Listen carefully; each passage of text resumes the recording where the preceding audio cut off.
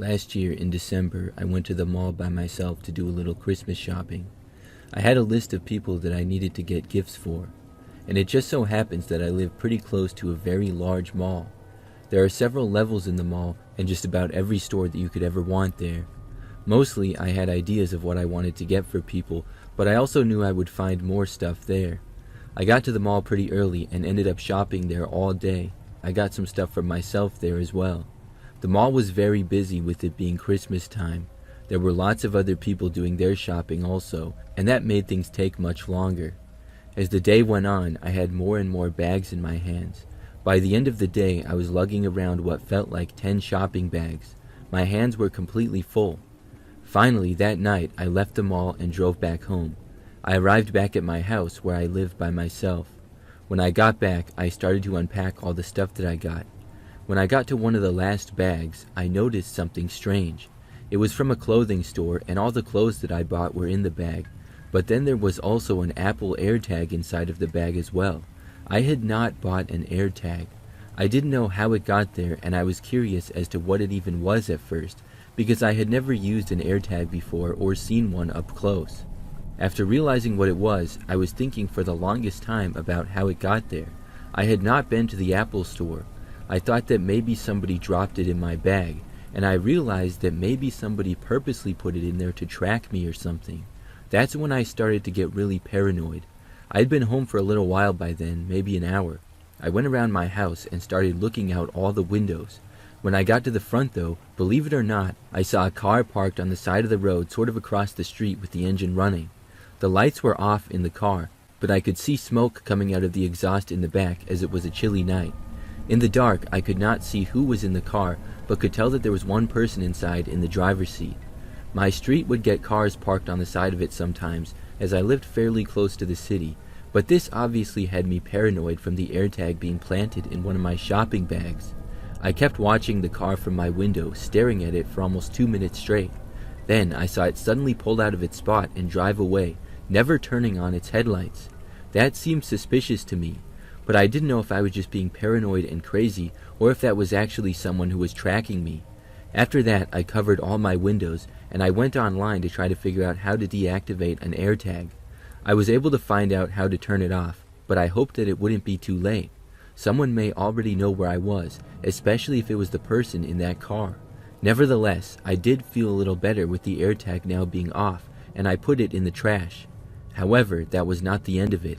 Several hours later, it was now late at night. I was in my bedroom when I heard the sound of my back door rattling. Immediately, I remembered everything. The AirTag, the car parked outside, and I grabbed my cell phone and was ready to hit 911.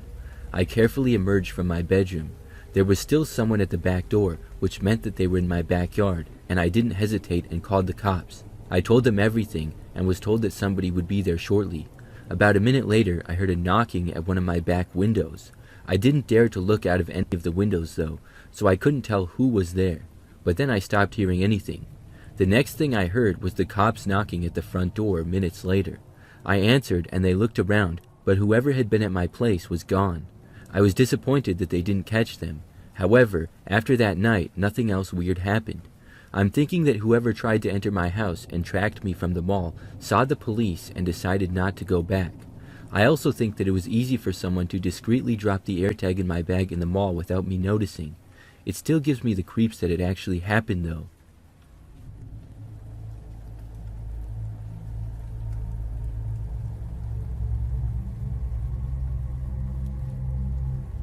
This is a really bizarre story from a few years ago. I worked at an office building for my job in downtown of the city. I liked my job a lot. It paid well and most of the people working there were good. We had a work Christmas party and gift exchange scheduled for one night. It was going to be at a room on the first floor of the office building. The building I worked in was very nice with many floors, and it had some really good spaces for parties and stuff. So I procrastinated getting a gift for the party and forgot all about it. I got home from work only to realize that the party was that night. I had forgotten about it. I lived in an apartment about 15 minutes from work outside of the city.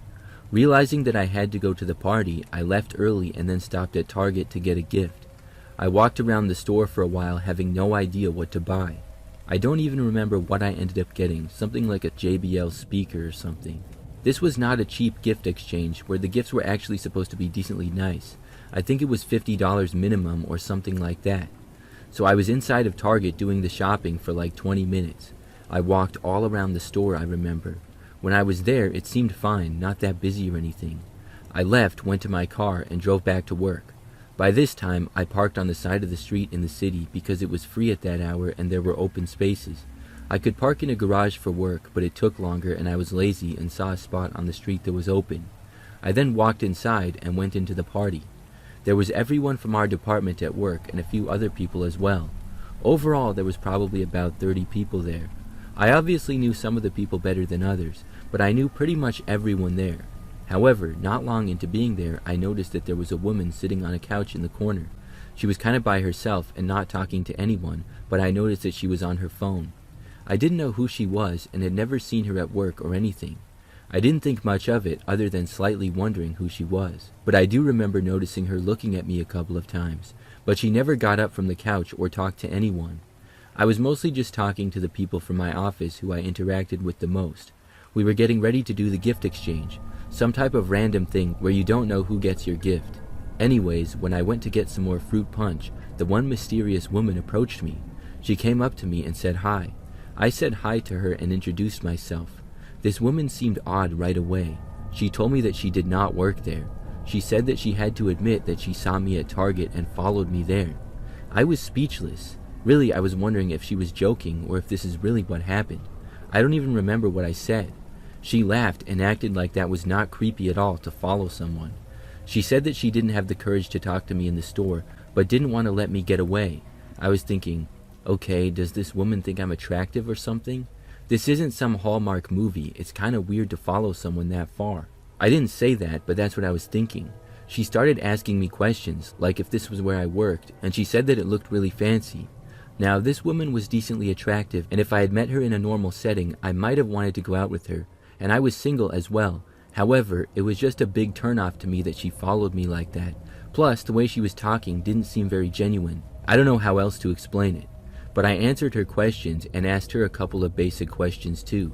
I was trying to figure out why this lady would follow me. Then she said that we should leave the party and go to a bar nearby. She said that she knew just the spot for us to go and emphasized that we could walk there. My Christmas work party had only been going on for like 30 minutes. I didn't want to leave this early with some random chick. I told her I couldn't do that, and I didn't want to anyways, but she was insisting. Then she tried to compromise. She said that maybe in a little bit we could go there. I said no, I didn't want to. She then said that she would check back with me in a few minutes, whatever that meant. This woman was really creeping me out now. She walked away and went back over to the couch and just sat there like before and went on her phone, seemingly texting. I went over and found a friend from work and told him about the situation. He didn't believe me and clearly was just as confused by it as I was. I tried to stay away from that woman and spent my time at the other end of the large room. About a half hour later though, I saw her talking to another guy who worked in the building. I watched their conversation for a few seconds from a long ways away. I saw her motioning the same way she did when she told me to go to whatever bar she wanted to go to. It looked as though she was trying to get this guy to go there too. But he seemed to say no to her as well. Like 5 minutes later, out of nowhere, I saw her come up to me. She asked me if I changed my mind, and I said no, I was staying at the party. She said okay, and then I saw her turn around and walk away really fast. This time, though, she left. I saw her go out the door into the stairwell, but I was curious to see where she was going. I wanted to make sure she was leaving. If she followed me there, I was at least going to make sure that she was actually leaving the building and not going upstairs or something, because the stairwell went up to other floors where nobody was supposed to go other than employees. So I saw her walk out the doors, and then I walked out a short time after her. She did leave the building, and I quickly went up to the second floor and watched from the window there. I saw her walk down the sidewalk a short ways and then get into the passenger's door of a car parked on the street. The car immediately made a really sharp U-turn and then turned around to go back the other way. When it passed, I saw a man was driving and there was another guy in the back seat with the woman. Based on the fact that it was an older, large SUV and there were multiple people inside of it other than the woman, I didn't think that it was an Uber. I rejoined the party and told a few people about the weird encounter. Later on, I went back home that night, and I couldn't stop thinking about the weird situation. It is my suspicion that the woman was up to no good. I mean, I don't consider myself ugly, but no woman has ever come up to me and told me that she liked me or anything, and certainly nobody ever followed me. But I thought about it after, and if this woman did actually like me, why wouldn't she ask me for my number? We never exchanged numbers or any information other than first names, which I forgot what hers was. And then when she got in the car with the guys, she seemed to know them. I think she wanted to set me up to get robbed by those guys or something, probably on the way to that bar. She even tried to get my coworker too. Overall, maybe I am just being paranoid. Maybe she did like me and had a bad ways of going about it, but I don't think it's right to follow people like that. That's creepy.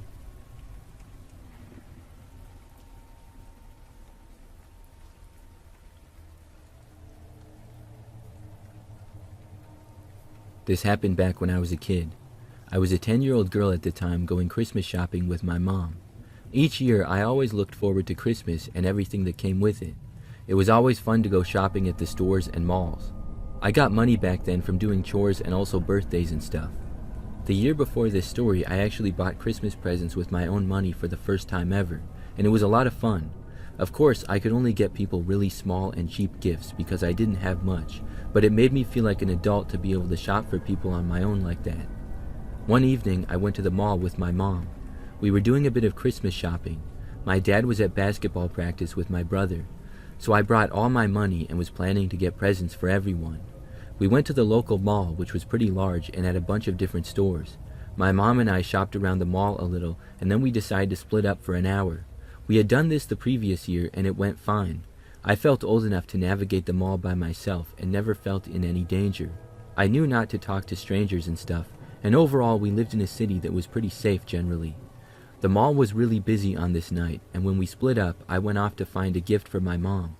I remember that I went to a couple of stores. However, I sensed a suspicious man. This was because when I was at a store, he came up to me out of nowhere.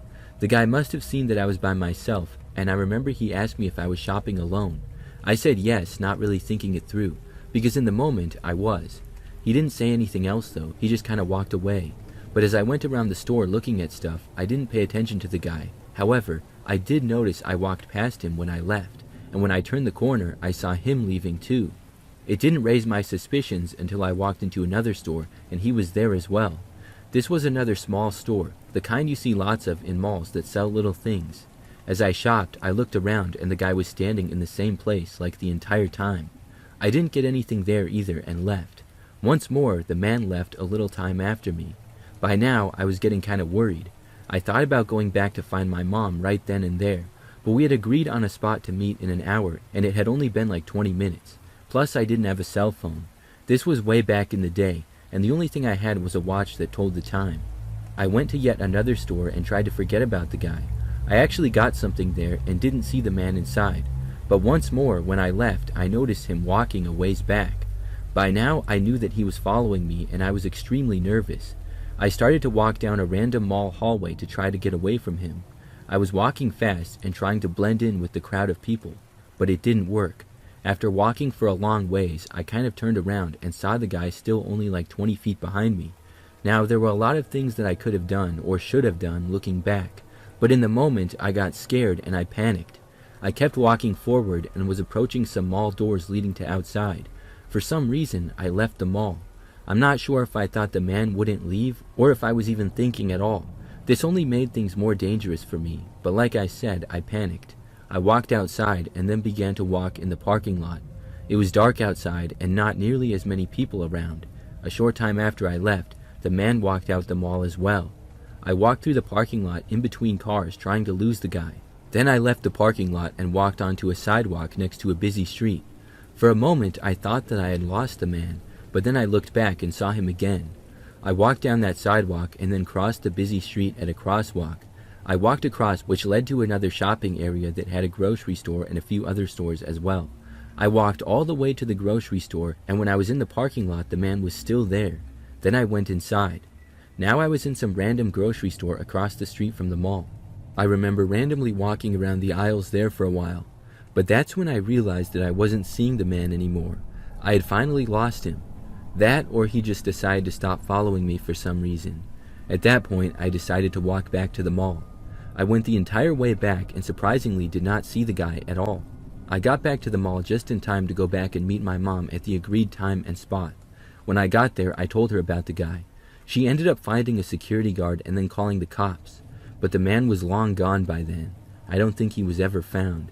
I wasn't able to shop by myself for a while after that, and I didn't want to either. I'm really glad that I was able to go to another busy store and that the man stopped following me. Looking back, I would do it differently though.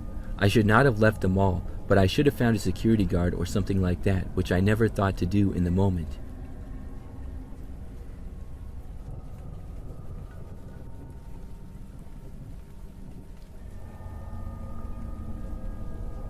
A couple of years ago, I went out to do some Christmas shopping. I had a lot of people to get presents for. I remember on this day, I went to a few stores. When I was in this one store, it was very busy. In fact, the line to check out was extremely long. It went like halfway around the store. I'm not sure if it was always that busy or what, but there were only like 2 or 3 checkouts, so it went by pretty slowly. I got in line and then seriously considered putting my items back and not even waiting in line, but just leaving. But I had already been shopping in the store for like 30 minutes and had gotten a good amount of stuff there. There were at least 3 good presents that I found there, so I figured that I would just wait in line. Maybe it would move by quickly is what I was hoping for. So as I stood there waiting in line, I mostly went on my phone, browsing social media and texting friends.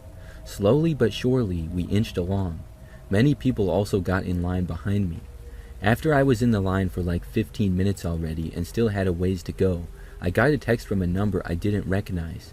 It said, "I see you." I found this strange and I instantly texted back asking who it was.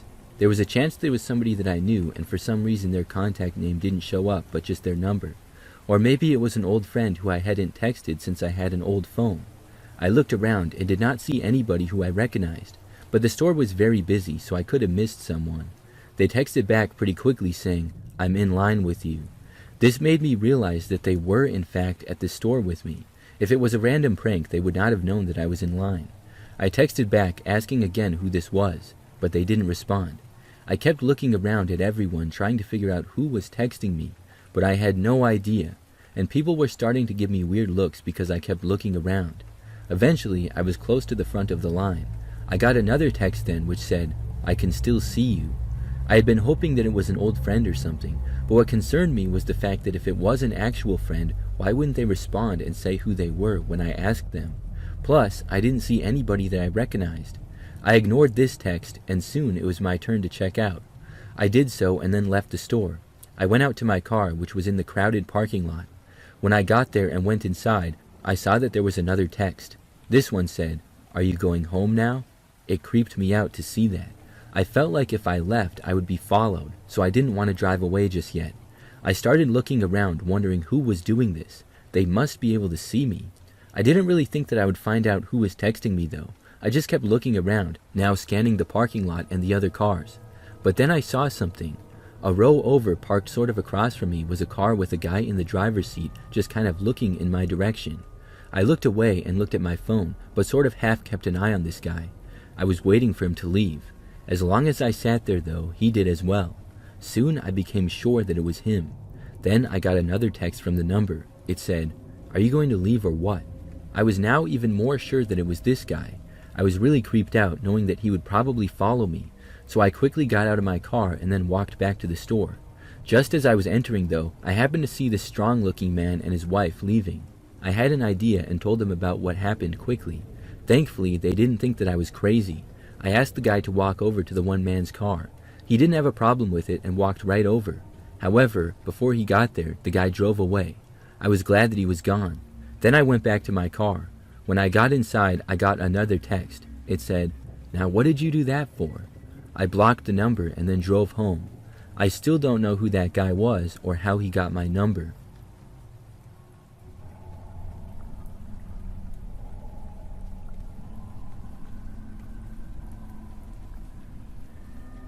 A couple of years ago, I went Christmas shopping at a mall near where I live. The mall is pretty large and was decorated for the Christmas season. I went there after work and spent quite a bit of time shopping there.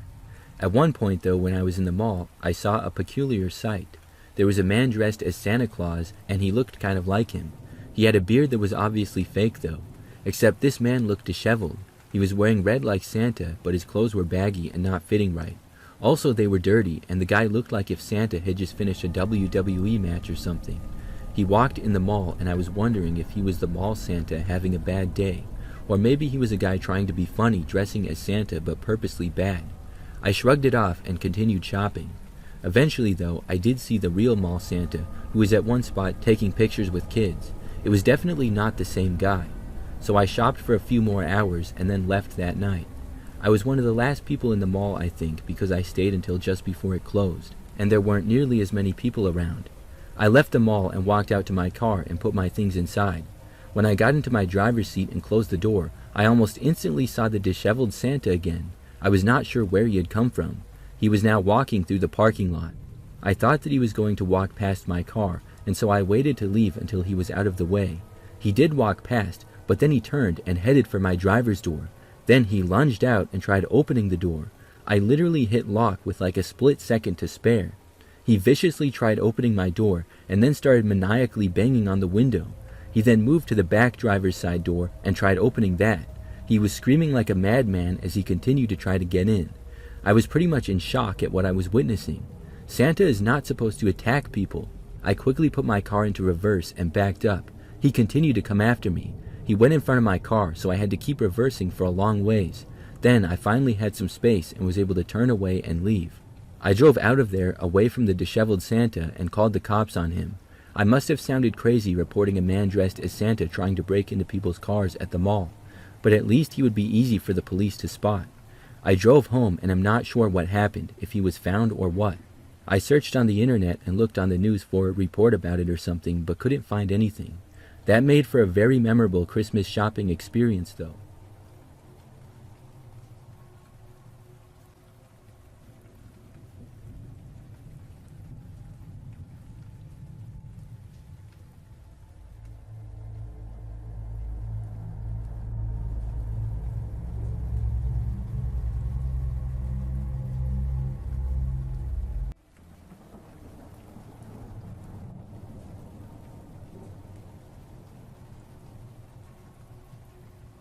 I used to work at a Dollar Tree several years ago.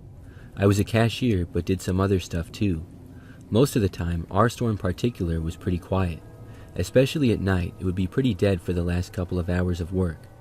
I remember at this particular time, my car had some problems, so my boyfriend would often pick me up from work and also drive me when he could.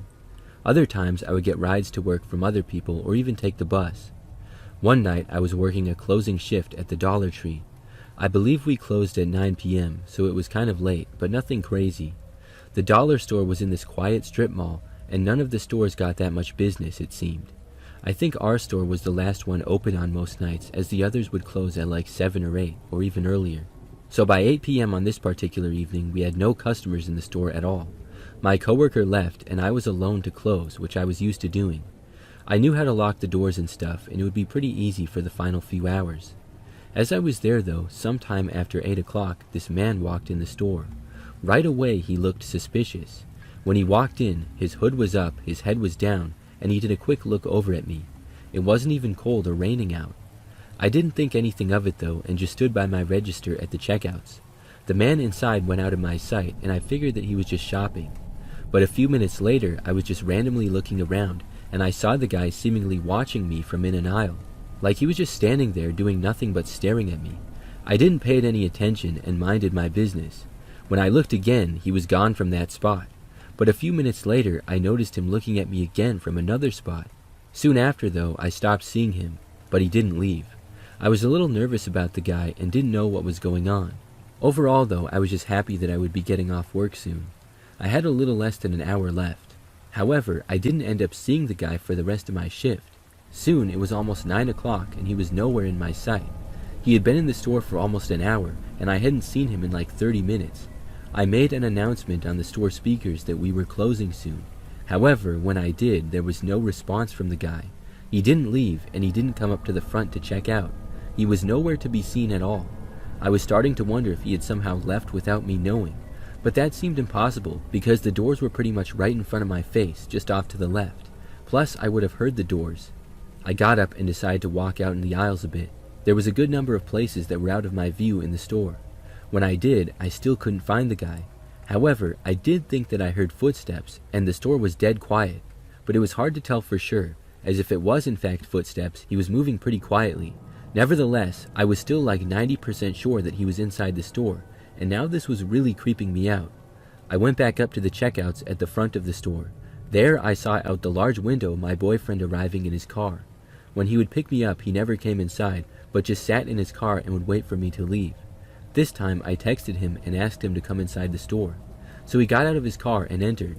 He walked over to me at the registers and didn't know about the creepy guy. We just started talking about our days as there was less than 5 minutes left until we were closed. I felt a lot safer now that I was no longer by myself. Then, about 2 minutes later, I saw movement to my left. I looked over and saw the guy leaving the store. The suspicious man quickly walked out the doors and then disappeared into the parking lot and into the night. Then I quickly went over and locked the doors. I told my boyfriend about the guy. It was a huge relief that the man was gone. After that, I finished up my tasks and we left. I was nervous to work closing shifts after that and told my boss about it. Thankfully though, nothing like that happened again. I'm not sure if the man had something bad planned or if it was just some kind of crazy coincidence, but it almost seemed like he was hiding in the store. When he left, he didn't even buy anything, and he had been there for almost an hour. It still seems really sketchy in my opinion.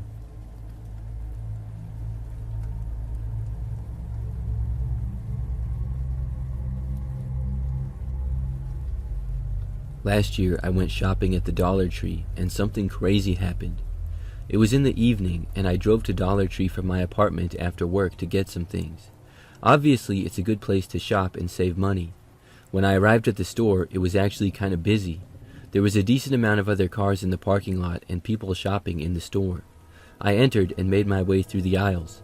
About 5 minutes into shopping was the first time that I saw this one woman. She was also shopping in the store and everything seemed fine. But as I continued shopping, the things that I was getting took me to all different aisles. I started to see this woman in every single aisle that I went down. It started to become really weird, because after like 15 minutes, I wondered if she was following me. Plus, when I looked over at her, I noticed that she didn't have a cart or basket or anything. No items in her hands. So why was she going down all the same aisles that I was? I didn't bother to confront her though. Instead, I just ignored her, because she wasn't invading my personal space or anything. I kept shopping until I finished like 10 minutes later, and the woman was still seemingly following me at that point. So then I went to the front of the store and I checked out, buying all my stuff. Then I left and went to my car. I could not believe it when I saw the same woman walking out of the store after me as well. She got into a different car that was in the parking lot, and I was still ignoring her though. I left and began driving back to my apartment. It was pretty close by, only about a 5-minute drive away. I didn't pay any attention to the woman, to where she was driving to or anything, but she followed me all the way back. I pulled into the parking lot and found an open space. The woman parked in another spot not too far away from me. When I realized that she had followed me, I was still very surprised by the whole thing. I sat in my car for a few minutes hoping that she would leave or something, but she didn't. She just sat there with me and did the same thing. I was much closer to the door to get in the building though, which was good. Then I got all my stuff together and quickly left my car and ran to the door. I got there, unlocked it, and went inside. Then I closed the door behind me and saw the woman walking up. The door was locked now though.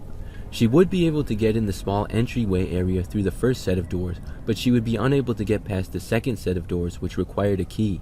As I walked through the lobby, I heard the woman trying to open the doors, but they were locked. Then I went upstairs to my place. I got home wondering why on earth this lady had followed me for so long. I had never seen her before this night. It was really weird.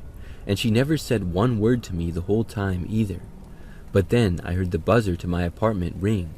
My place was kind of old, and from the entryway you could buzz an apartment number and then you could talk to them through the intercom from the lobby, and you could buzz them up if you wanted to. That would unlock the door. If that was the same woman, I did not know how she got my apartment number. After she buzzed me, I asked who was there. She did not state her name, but I heard a woman's voice say, "Let me in." Her voice was monotone and it gave me the creeps. I asked her why she had followed me and who she was. She responded in the same way, "Let me in." I was creeped out and I told her to go away, but she did not. She just kept buzzing my place and I was ignoring her. She buzzed me non-stop for almost 5 minutes straight. It was really annoying. Finally, I answered, and she once more told me to let her in. I told her to go away now or I was calling the cops. But as I was saying this, I heard through the intercom a door open in the background. I heard a different woman's voice saying hi, and the creepy lady then seemed to ask her to let her in the building. I did not want this woman getting in. She would no doubt come to my door and start pounding on it or something. I started yelling loudly over the intercom, "No, no, don't let that woman in. She's crazy and stalking me." This was enough to scare the other lady. She did not let her in. The actual woman who lived there turned around and left, I guess, because I heard someone walking away and then a door close. She must have been creeped out by the whole thing. But the other woman kept buzzing my place for a few more minutes. Then finally she left. I was so creeped out, but I never saw her again after that. I still wonder why she was following me and why she was being so creepy in general.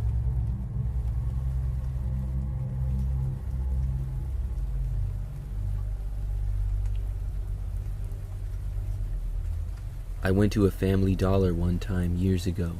I used to shop there sometimes. There was one really close to where I lived, and they sold almost everything you could want. One time I went there and the place was really busy. I walked in and people were everywhere. The store was a mess and it looked like it needed to be reorganized. Not long into shopping there that day, I was towards the back of the store and I heard people yelling. I was curious and walked over to see a man who was in a verbal argument with an employee. I didn't know what it was about right away, but the employee and the man were shouting at each other. The employee was yelling at the man to leave, and the man was yelling back, cursing and saying that he didn't have to. The other shoppers nearby were all standing around and watching. The man then finally took a random item from the shelf and slammed it down to the ground. After that, he stormed out of the place. The manager of the store who was yelling at him, at least I assumed it was the manager, kind of followed him to the doors. When the guy was gone, the manager walked back over and things kind of resumed. I asked someone around me if she knew what started the whole thing. She said that apparently the guy had been harassing customers and tossing items on the floor. The manager tried to get him to leave, which caused the whole thing. So then I continued my shopping. When I was done and in line to check out, I just glanced out the front window. But what I saw was a car driving into the parking lot really fast. Then I noticed the car was heading straight for the building. I realized that this car was about to crash into the place. However, there was a handicap sign in front of one of the spaces in front of the store, plus a curb with a sidewalk before the actual store. The car drove right up the curb and then right into the handicap sign. This sign was not one of those skinny ones, but a thick concrete pole. The car smashed into it and then came to a stop. Everyone looked over at once. The car was smoking and it came to a stop like a foot or two in front of the store. Then a man emerged from the car. It was the same guy who had been kicked out of the store earlier. I saw him take off running, and you could guess the cops were quickly called. The store got closed down, and the man was found on foot like 10 minutes later, a ways away. Thankfully, nobody was hurt, and the pole in the ground stopped the man from doing damage to the actual building. That was my craziest experience at a dollar store.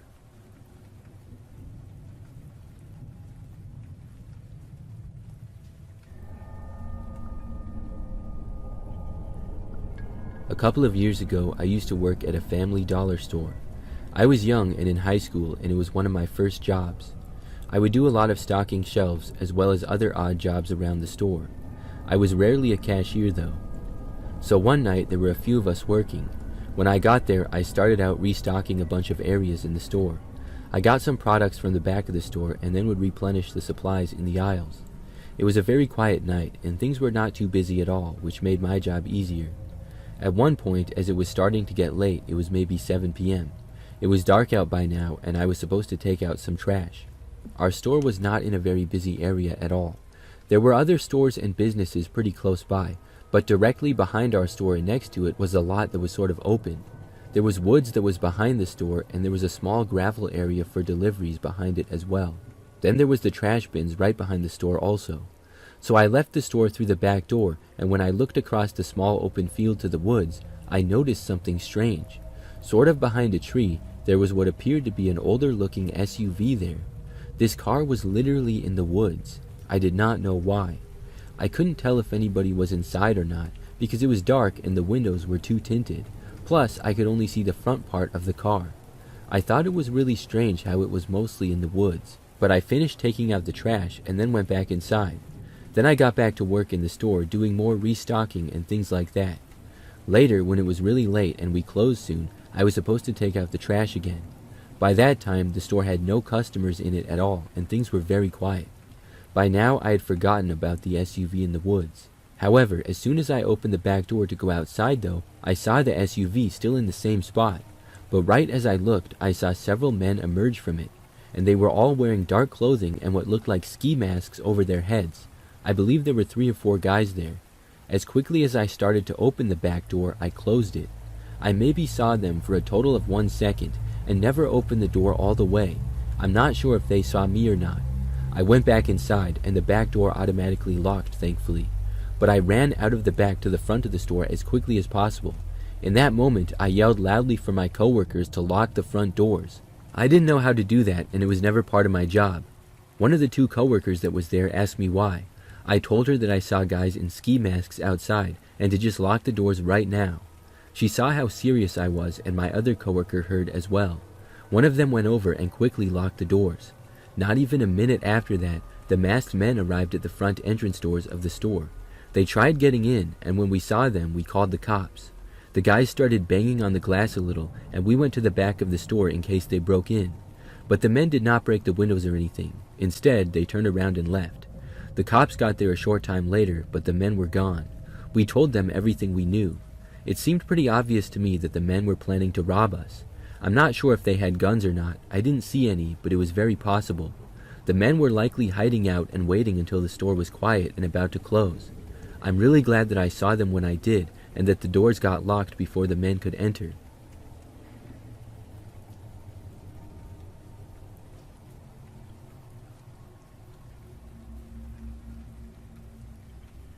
This happened one Saturday afternoon last year. I live in an apartment by myself. When I got back home that day, I realized that I had basically no food, so I decided to walk down to the Dollar Tree nearby to get some groceries. I was walking there because it was only a few blocks away, and it was a very nice day outside. I left my apartment and got out onto the sidewalk. The area that I live is fairly busy. There's a good number of neighborhoods, apartment complexes, and businesses. It's also pretty close to the city. So as I was walking there, I was really the only guy on the sidewalk at first. However, when I crossed the street, I heard footsteps a ways back. I glanced behind me and saw this man walking behind me. He was a long ways back, and I continued on my way to the dollar store. Minutes later, I arrived, crossed the street to Dollar Tree, and then entered. I soon realized that the man who had been walking behind me on the sidewalk was also in the store. I found that slightly interesting, but I went around and shopped and got a few things. I wasn't there for too long, maybe 10 minutes at most. Then I checked out and left the store. When I did, I heard the doors open and close behind me. I turned across the street and noticed that the person who had left after me was the same guy yet again. I went back down the sidewalk and he went back after me. I was just thinking that it was all a coincidence. This guy must live near me and walked to the Dollar Tree as well and left at the same time as me. So I obviously knew that he was going to walk back with me most of the way. And he stayed at a sort of far distance when we walked. Nothing seemed too weird about it, other than the fact that we just had the same timing apparently. However, when I got back to my apartment building, I turned to enter the property. When I did, the man who was walking behind me turned as well. Now, I knew that he hadn't come from my apartment before, and I had never seen him around the complex prior to that either. He walked way faster at this point. By the time I got to the door, he was only like 10 feet behind me. I went inside like normal, and the man grabbed the door behind me before it closed and entered the building. I didn't know that he lived there. In fact, I was sure that he didn't, and I was wondering what he was doing. I walked down the hallway to my place. He was still behind me. When I got to the door, I went to unlock it. But the man was just standing there behind me, so I didn't unlock it. That's when I turned around instead and asked him what he was doing. He didn't answer me.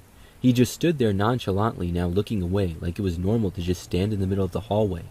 I said louder, "What are you doing?" He looked over at me like he was surprised that I was even talking to him. There was nobody else even around at all. Who else would I be talking to? The guy then looked confused and gave me a dirty look, as if I was the weird one. He then took his phone out of his pocket and put it up to his ear, even though I could see that it was off. He was pretending now to be on the phone. He casually walked away and around the corner. I then went into my apartment and was sure to lock the door. I never saw the guy again. I still don't know what happened there.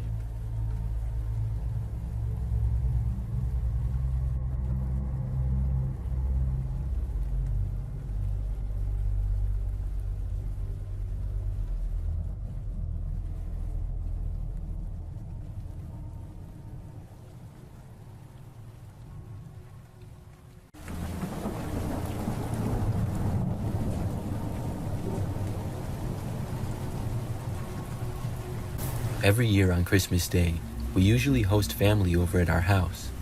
We have a decent-sized place, and most of the family lives nearby. I live here with my wife, and a few years ago we were hosting Christmas like usual. So family members started coming over at around 12 o'clock, and they were mostly parking on the side of the street out front. Our neighborhood is pretty quiet, but not super isolated or anything. When pretty much everyone had gotten there, I remember that somebody told me that there was a random car in the driveway. I walked over to a front window, and I saw this large SUV with really tinted windows just sitting in the driveway. Apparently, it had just recently got there, but hadn't left. Nobody had gotten out of it either. I looked at it and wondered who was driving, because I had never seen the car before. Nobody was getting out, and it wasn't leaving, so I decided to go out and ask. I thought that maybe it was somebody who was lost trying to get to a neighbor's house. That was the most logical explanation in my mind. So I opened up the front door and I walked outside. However, as soon as I stepped out into the front yard, the car, which was already running, started suddenly backing up. I was not able to reach it, and the car quickly left the driveway and then drove off down the street pretty quickly. It seemed weird, but at least they were gone now. After that, I went back inside.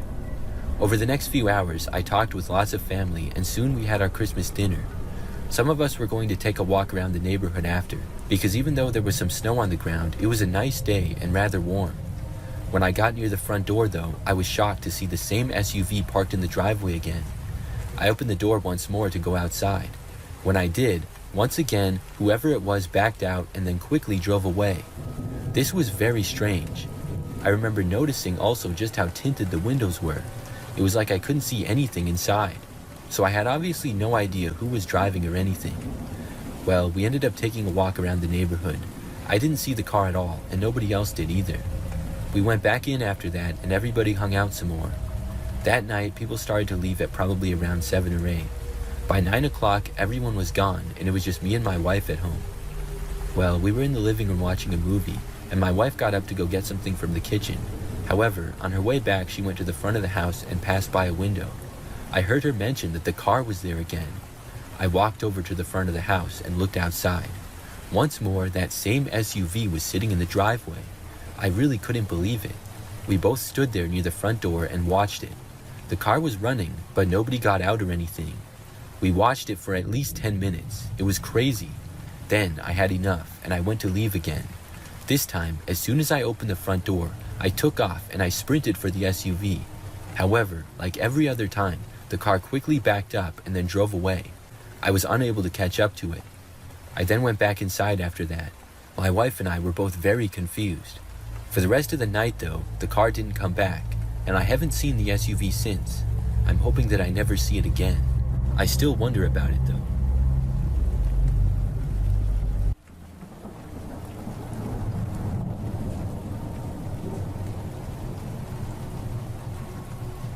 This happened years ago when I was in high school.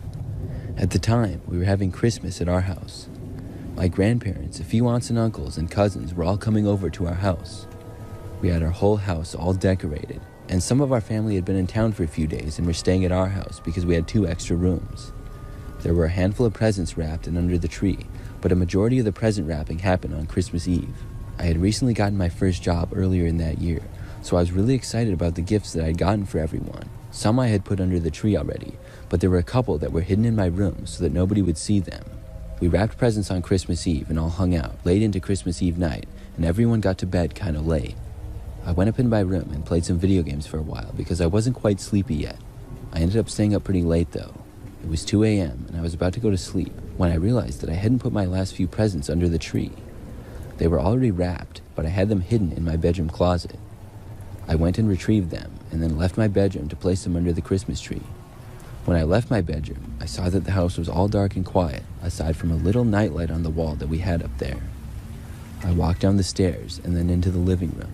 It was a little bit brighter there due to the lights on the Christmas tree. I added my presents to the many that were already laid out under the tree. As I turned to go back up the stairs, I heard a noise suddenly. It was so quiet that the noise startled me quite a bit. It was coming from the back of the house. I walked over to see what was going on. As I did, I thought I heard rattling from the back door leading to the patio. It seemed like somebody was going to come through the back door into the house. I entered the kitchen, which is where the back door led to, and turned on the light. As I did, I saw the door opening. I jumped back and heard a noise as if now somebody was running away outside. After I gathered myself, I realized that nobody was there and whoever had been there left. I walked over and looked outside. I didn't see anybody, so I shut the door and locked it. The door must have been left unlocked or something. Our back door was rarely used by us, so that must have been the case. Maybe one of my cousins or somebody used it and never thought to lock it up at night.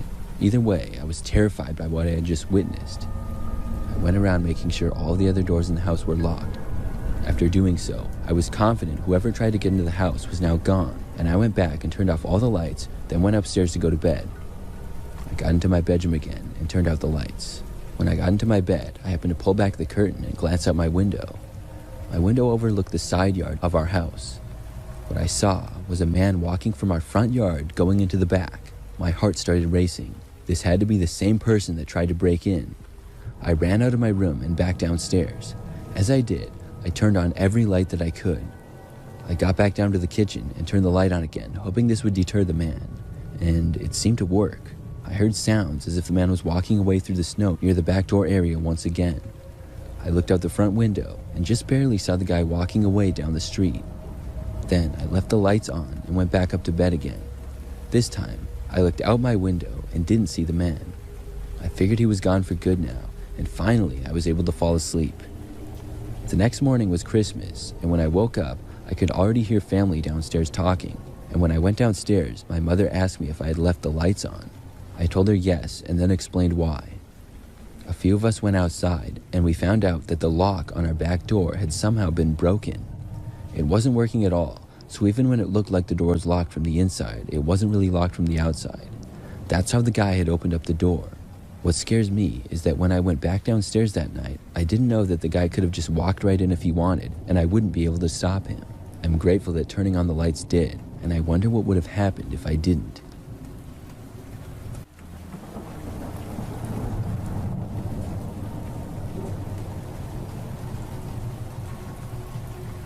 This is something that happened back when I had just recently turned 16 years old and I was in high school. I lived with my parents, my older sister who was 18 and a senior in high school, and my other older sister who was 21 and in college.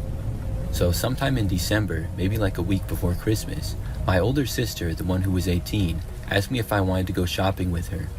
I had recently gotten my first job, so I had a little bit of money and I had my license, but I did not have a car yet. My sister said that we could get Christmas gifts for our parents, as well as my older sister, who was not back from college yet. I agreed and was excited to do some shopping. We had gone Christmas shopping once already, but I was not able to get anything for my parents then because they had been with us. So we went out on a Saturday and first went to this local mall.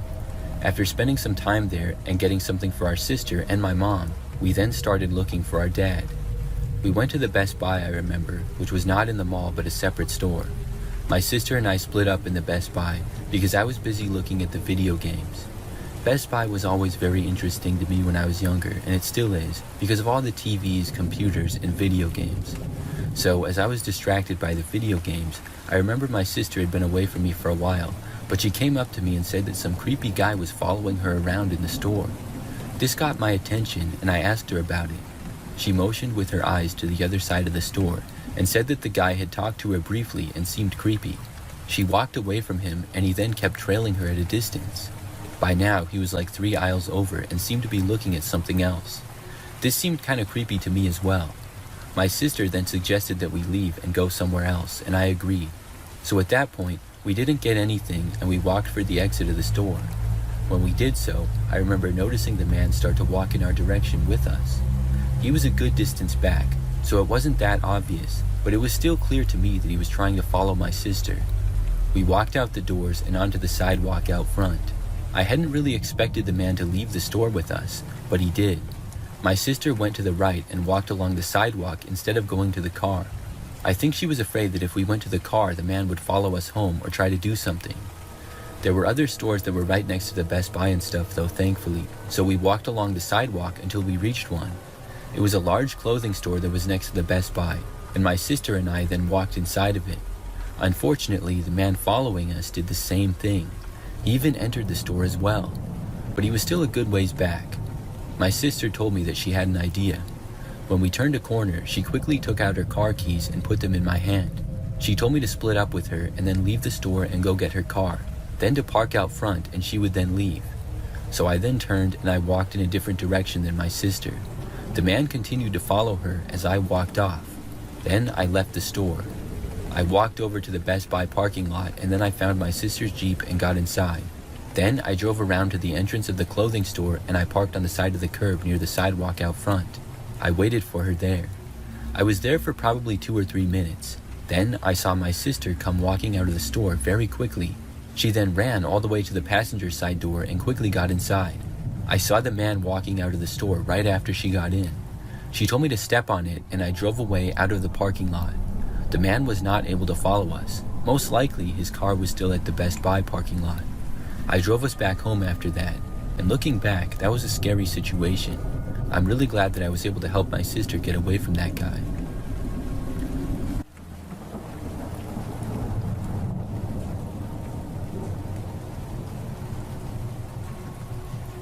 This story takes place on one of the best nights for kids around America, but the worst night for me.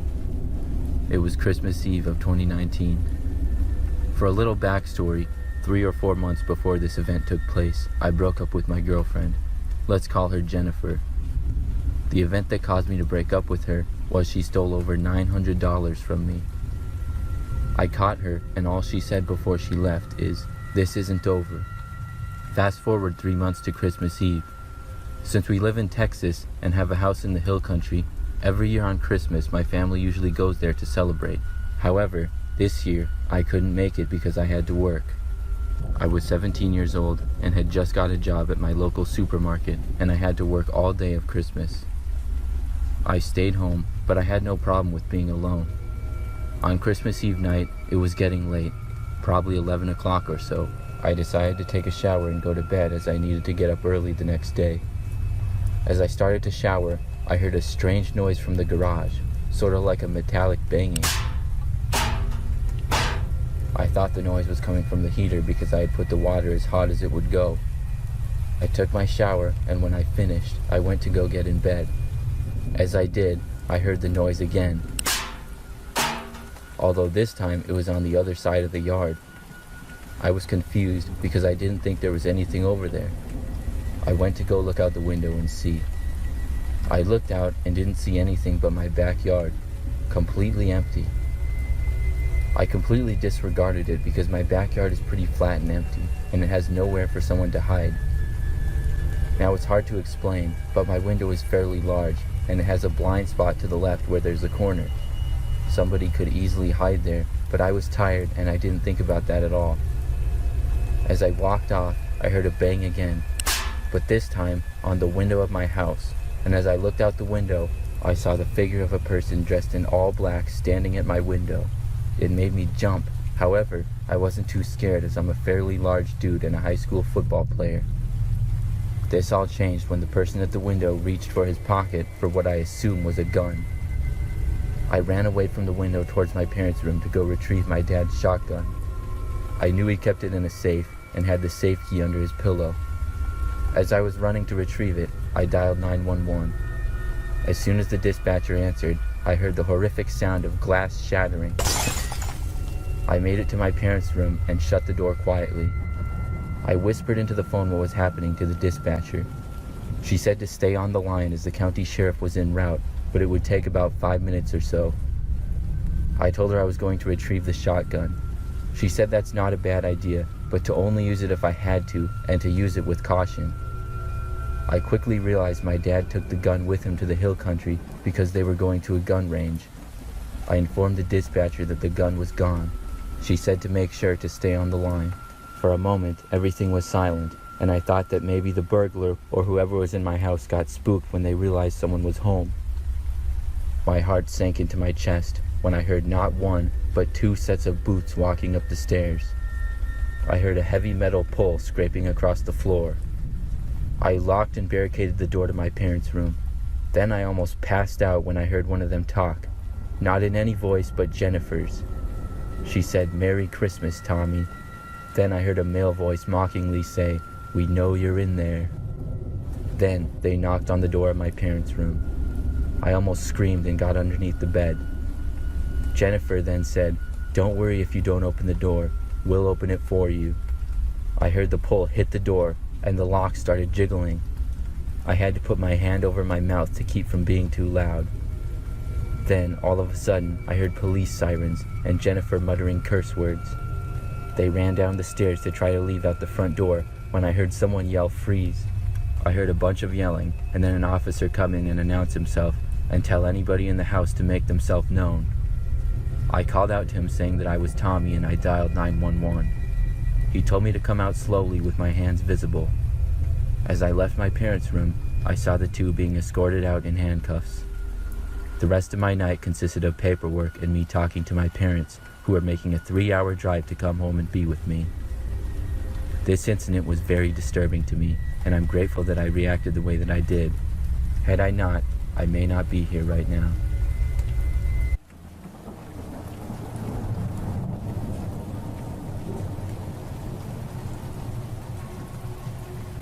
This is something that happened back when I was in high school. It was the night before Christmas, and I was at home. My family and I were in the living room, wrapping gifts and watching Christmas specials. This went on for a while, but at about 11 o'clock or so, I remember that there was a knock on the front door. This was really weird because it was late at night on Christmas Eve. We weren't expecting anybody, so why would someone be knocking on the door? I decided to get up and go and see who it was. I remember that I walked over to the front window and looked out. I saw a man standing there, but I didn't recognize him, so I walked away. I told everyone that it was some guy who I didn't know. The man was not a neighbor that I was aware of, but I didn't really think too much of it in the moment. I just went back to what I was doing before. However, about 30 minutes later, there was a knock on the door again. Once more, I got up to go see. This time, though, I was feeling more suspicious. I didn't think whoever had been there would come back. When I got to the window, I looked out of it, and I saw that not only was the same guy there again, but another man was now with him. 2 guys now stood right outside the front door. This time, they knocked again. My parents started to walk over from the other room, because they were also curious. We all looked out the window for some time at the men, and we were very confused as to why they were there, but ultimately we decided not to answer the door. After the men stood around for like a minute, they finally turned to walk away. But the men were not walking back towards the direction of the street. Instead, the men were both walking around towards the side of our house. At that point, my dad opened up the front door and yelled at them. But this didn't stop the guys. They kept going around all the way to the back end of the house. Now they seemed to be somewhere in the backyard. We then went around to the back of the house. We had a sliding glass door back there that led out to the patio. The yard was not all that big, but there were some trees and bushes back there and stuff. My mom turned on the light and we looked out, but we didn't see the guys. My dad briefly opened a window and yelled at them again. There was no response and we didn't see the men anymore at all. After looking around the yard from the windows for a while, we concluded that the men probably ran away. Most likely they went through another neighbor's backyard or something and took off. We all returned to what we had been doing once again and hanging out in the living room. I was just really curious about it for some reason, so I remember that I decided to go outside and look around, which was a stupid decision. I left the house out the back sliding door and looked around the yard. It was dark out other than the patio light, obviously, so I couldn't see that great, but things were completely silent. I took a few more steps out into the yard. Then, suddenly, out of nowhere, I saw these 2 guys come out from behind a tree in the back of the yard. They both started running straight for me at full speed. I turned around and out of pure instincts ran as fast as I ever have before for the door, and then I went back inside. I closed the door behind me and locked it just before the men reached it. They tried opening the door and then banged on the doors briefly and then ran away again. This time we called the police. The men did not return though. When the cops got there, the guys were gone and they looked around. They came up empty-handed at our house, but actually located the men walking along a street a few blocks away. I don't know why those men chose to go to our house. I think they were just looking around for a house to rob or something, but I'll never forget seeing them run at me though. It was one of the scariest moments of my life.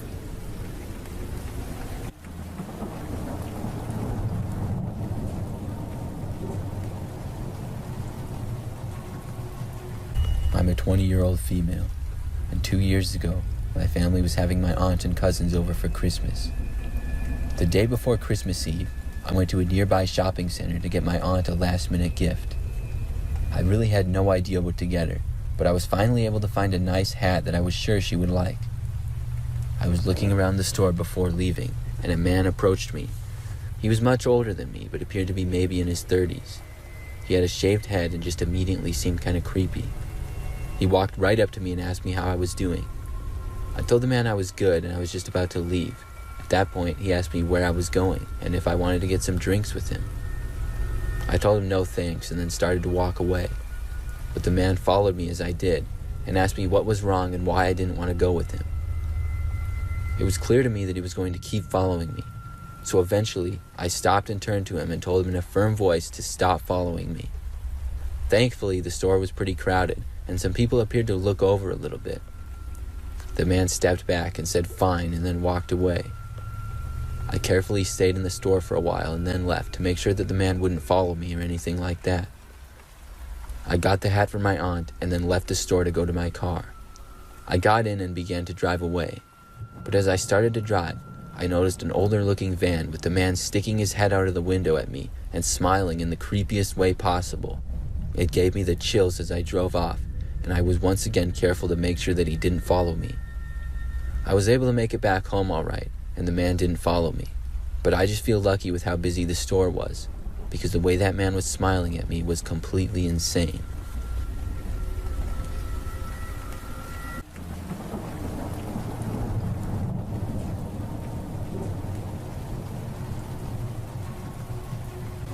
This is a story that took place back when I was a kid.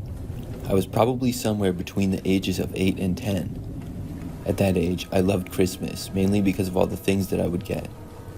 I lived with my parents, brother, and sister in a 2-story home in a typical neighborhood. Each year, we would do lots of decorating inside and outside of the house. Our Christmas tree would go in the corner of our living room, and all the presents would go underneath it. On Christmas Eve that year, we went to my grandparents' house, and then we were going to my uncle's on Christmas. That night, on Christmas Eve, after we all went to bed, I had a difficult time falling asleep. I usually did when I was a kid because I was always so excited for Christmas. I finally was able to doze off for a bit, but woke up sometime later when it was still the night. I remember just turning over to try to go back to sleep, but then I thought I heard a noise. It sounded like it was coming from downstairs. My bedroom was the closest to the stairs, and even I could barely hear it. I looked at the clock, and it was 2 a.m. I didn't know why anybody would be up at this hour. Being that young and a curious kid, I decided to go and look. I left my bedroom and then walked a few feet to the railing of the stairs that overlooked the living room. I looked down, and everything seemed normal. All of the lights were off, but the lights from the Christmas tree and the few other decorations were on, so I could see a little bit. I looked down at the tree for a little while longer. It was very large, and we always got the biggest tree that we could find. But then I saw somebody come out from behind the tree. It wasn't my dad or brother, but a random guy that I didn't know. As soon as I realized that it was a random guy, I turned and ran. I went to the end of the hallway where my parents' bedroom was. I woke them up and told them that there was some guy in the house. I remember that my dad got up to look. He came back a short time later and said that he saw somebody leaving the house through the window. The police were called, and when they got out to our house, searched all over our property. They didn't find the guy, but they did find that our window was broken. None of us had heard it break, so the guy must have quietly done it somehow. It was a living room window that was broken, and I think that I saw him not long after he got in the house, because nothing was even stolen. I think that he either saw me or heard me, and that scared him off. I'm just really glad that he didn't try to come upstairs or anything. It still really freaked me out knowing that somebody broke in. It took me a long time to be able to fall back asleep, but eventually I was able to. That was by far my craziest Christmas experience. Nothing like that has happened since, much less on Christmas.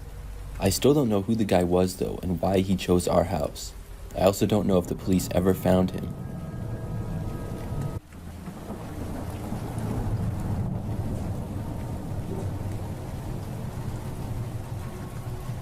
This happened many years ago. It was Christmas time, and I went to Dollar Tree to do my Christmas shopping.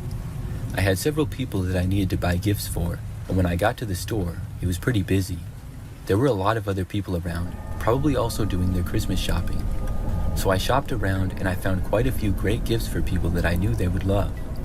After being inside for maybe 30 minutes or so, I was just about done. At one point, though, I remember hearing some yelling and commotion from the other side of the store. I walked over there to see what it was, but it cleared up before I got to the area. So then I finished my shopping and I headed to the checkout. When I got there, I put my items on the conveyor belt, and I was getting quite a few things. I remember that when the cashier started scanning the items, some guy with a basket of stuff walked up right behind me. He then dumped out his basket, mixing his items with mine. The cashier was so busy scanning things that she didn't really notice the guy doing it, and she was going to start scanning his stuff too. His items were mixed with mine, and it seemed like he was trying to get me to buy all his stuff. I stopped everything, telling them both to hold up. I asked the guy what on earth he was doing. He said that he didn't have enough money to pay for all his stuff, so he needed me to get them for him. I told him that if he didn't have the money, not to buy so much stuff. I took all his things and put them back in a basket and made it clear that I was not going to pay for them. The man then took his stuff and walked away. Then the cashier finished scanning my items, and I got them in 2 bags and started walking away. I left the store and went into the parking lot. I was walking to my car when all of a sudden I heard footsteps quickly approaching me from behind. Before I could even look back, they reached me, and I felt somebody try grabbing the bag that was in my left hand. I must have good reflexes because I jerked the bag away and I was able to hold on to it. I then saw the man from inside. He had tried taking my bag from me, and I moved it away from him and asked him what he was doing. The guy just turned around and then went back inside the Dollar Tree. I was convinced at that point that he was either on drugs or there was something wrong with him. After that, I was able to get inside my car and go home. The next day, I saw on the news that police had been at the Dollar Tree.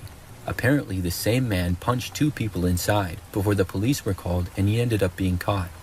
That must have taken place very shortly after I had left. I'm really glad that he didn't beat me up or anything. It was a really crazy experience, to say the least.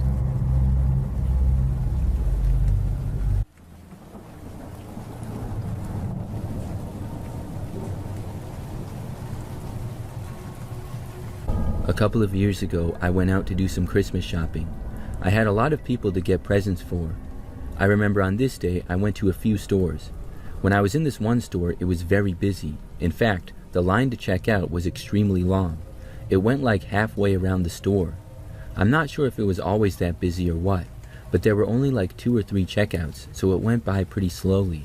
I got in line and then seriously considered putting my items back and not even waiting in line, but just leaving. But I had already been shopping in the store for like 30 minutes and had gotten a good amount of stuff there. There were at least 3 good presents that I found there, so I figured that I would just wait in line. Maybe it would move by quickly is what I was hoping for. So as I stood there waiting in line, I mostly went on my phone, browsing social media and texting friends. Slowly but surely, we inched along. Many people also got in line behind me. After I was in the line for like 15 minutes already and still had a ways to go, I got a text from a number I didn't recognize. It said, "I see you." I found this strange and I instantly texted back asking who it was. There was a chance there was somebody that I knew, and for some reason their contact name didn't show up but just their number. Or maybe it was an old friend who I hadn't texted since I had an old phone. I looked around and did not see anybody who I recognized, but the store was very busy, so I could have missed someone. They texted back pretty quickly saying, "I'm in line with you." This made me realize that they were in fact at the store with me. If it was a random prank, they would not have known that I was in line. I texted back asking again who this was, but they didn't respond. I kept looking around at everyone trying to figure out who was texting me, but I had no idea, and people were starting to give me weird looks because I kept looking around. Eventually, I was close to the front of the line. I got another text then which said, "I can still see you." I had been hoping that it was an old friend or something, but what concerned me was the fact that if it was an actual friend, why wouldn't they respond and say who they were when I asked them? Plus, I didn't see anybody that I recognized. I ignored this text, and soon it was my turn to check out. I did so and then left the store. I went out to my car, which was in the crowded parking lot. When I got there and went inside, I saw that there was another text. This one said, "Are you going home now?" It creeped me out to see that. I felt like if I left, I would be followed, so I didn't want to drive away just yet. I started looking around, wondering who was doing this. They must be able to see me. I didn't really think that I would find out who was texting me though. I just kept looking around, now scanning the parking lot and the other cars. But then I saw something. A row over, parked sort of across from me, was a car with a guy in the driver's seat, just kind of looking in my direction. I looked away and looked at my phone, but sort of half kept an eye on this guy. I was waiting for him to leave. As long as I sat there, though, he did as well. Soon I became sure that it was him. Then I got another text from the number. It said, "Are you going to leave or what?" I was now even more sure that it was this guy. I was really creeped out, knowing that he would probably follow me, so I quickly got out of my car and then walked back to the store. Just as I was entering, though, I happened to see this strong-looking man and his wife leaving. I had an idea and told them about what happened quickly. Thankfully, they didn't think that I was crazy. I asked the guy to walk over to the one man's car. He didn't have a problem with it and walked right over. However, before he got there, the guy drove away. I was glad that he was gone. Then I went back to my car. When I got inside, I got another text. It said, "Now what did you do that for?" I blocked the number and then drove home. I still don't know who that guy was or how he got my number.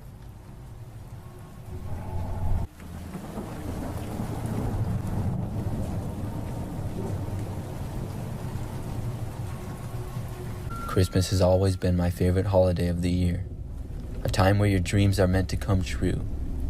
Well, this story I'm about to tell you happened to me around 27 years ago. I'm 34 now. It all started 2 days before Christmas. My parents needed to get some last-minute Christmas shopping in before the big day arrived, and my parents dropped me off at one of those North Pole Santa grottos in the center of the mall. They told me they would take just about 15 minutes. I sighed and started to walk over to the stereotypical mall Santa. White, long beard, big red coat, and everything you can expect from Santa Claus. The line wasn't too long, so I easily got my turn with Santa in less than a few minutes. The man, looking to be in his 60s with his Santa beard looking like it hadn't been washed in weeks, called me over to him and sat me on his knee. He asked me what it was I wanted for Christmas. I replied saying I just wanted the new Nintendo. It was one of the early Nintendos at the time, and every kid wanted it. The old man replied with a very strange answer that hit me by surprise.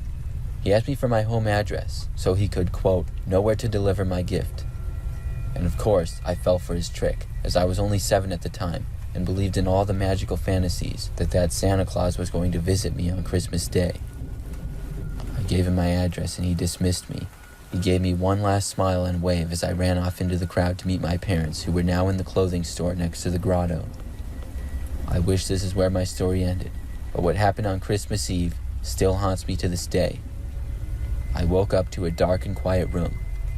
It was still pitch black outside, with the winter snow piling up my bedroom window. I was dehydrated and felt like I needed to get a glass of water downstairs from the kitchen before I tried to get more sleep. However, it struck me that I would have to go past the Christmas tree to get to the kitchen. My parents always said that I'm not allowed in the living room until the morning because Santa would see me. The thirst overcame me, and I forced myself out of my room and into the balcony overlooking the living room. But something caught my eye. There was this very tall person in a long red robe wearing the same Santa hat. He also had a big red sack of presents. I quietly opened the door into my 5-year-old sister's room to wake her and tell her that Santa was here. But when I entered the room, she was gone. This surprised me, as she normally won't leave her room like this at this time of night. I made my way back to the balcony, and I watched in horror as 3 men who all appeared to be in their late 30s were wearing elf costumes, and they entered the room. I saw my sister being given a gift from the guy dressed up as Santa, and the 3 other men leading her outside of the front door. I screamed and yelled.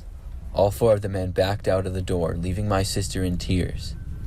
Not realizing the situation, I told her the story and forced her not to tell our parents.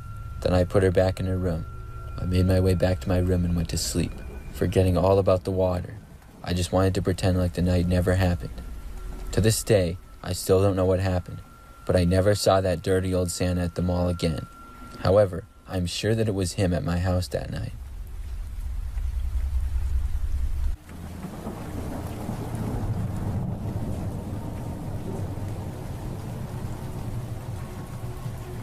This happened when I was a kid.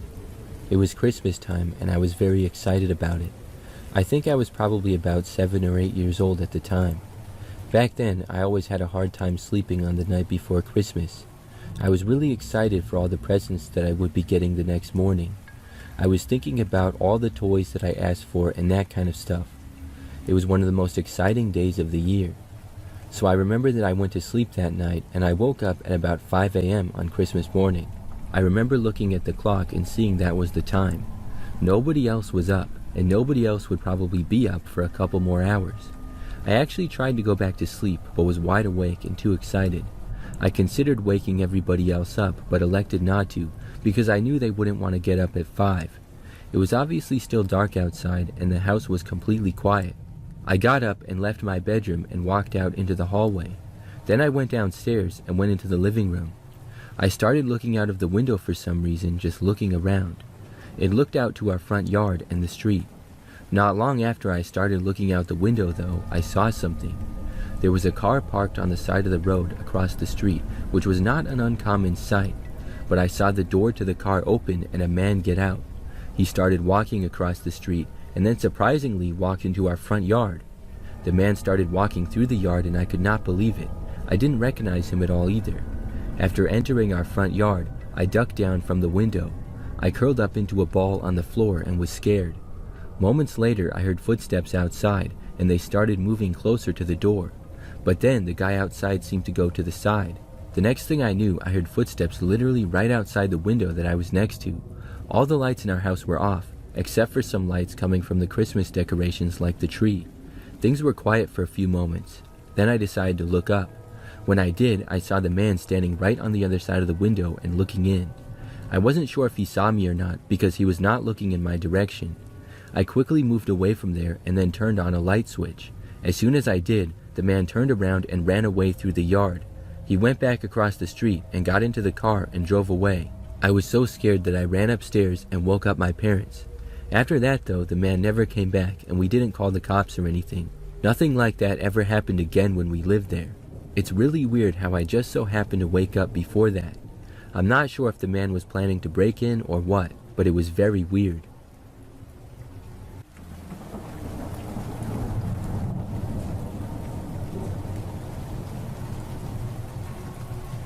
This is something that happened just last year. I work at a very large and popular mall. It has hundreds of stores in it, and we get countless shoppers each year.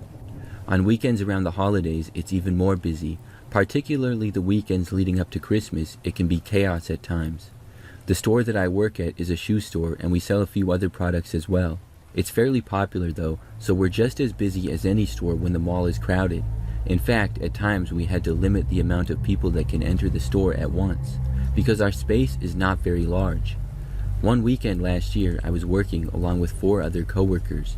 On a normal day, there might be 2 of us working at once, but we knew that it was going to be busy. As I was working on this very busy day, things got really hectic.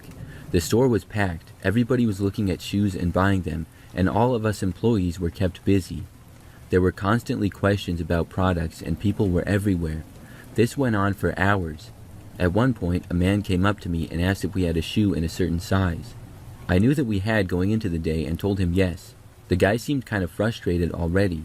He had been looking for the shoe and he couldn't find any of the shoes that he wanted in the store, but I knew that we kept some in the back. Well, it turned out that I was wrong. We had some when the day started, but they all sold and I didn't know that. Now we were completely out. So I went into the back room and realized that they were all gone. I went back out and told the guy that we actually just sold out of them.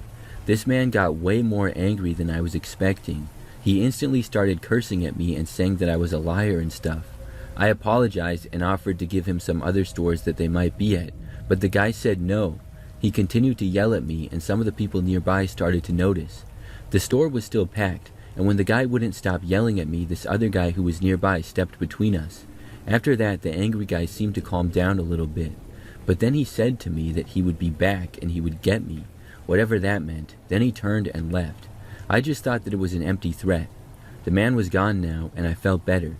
I went back to work, and we stayed extremely busy.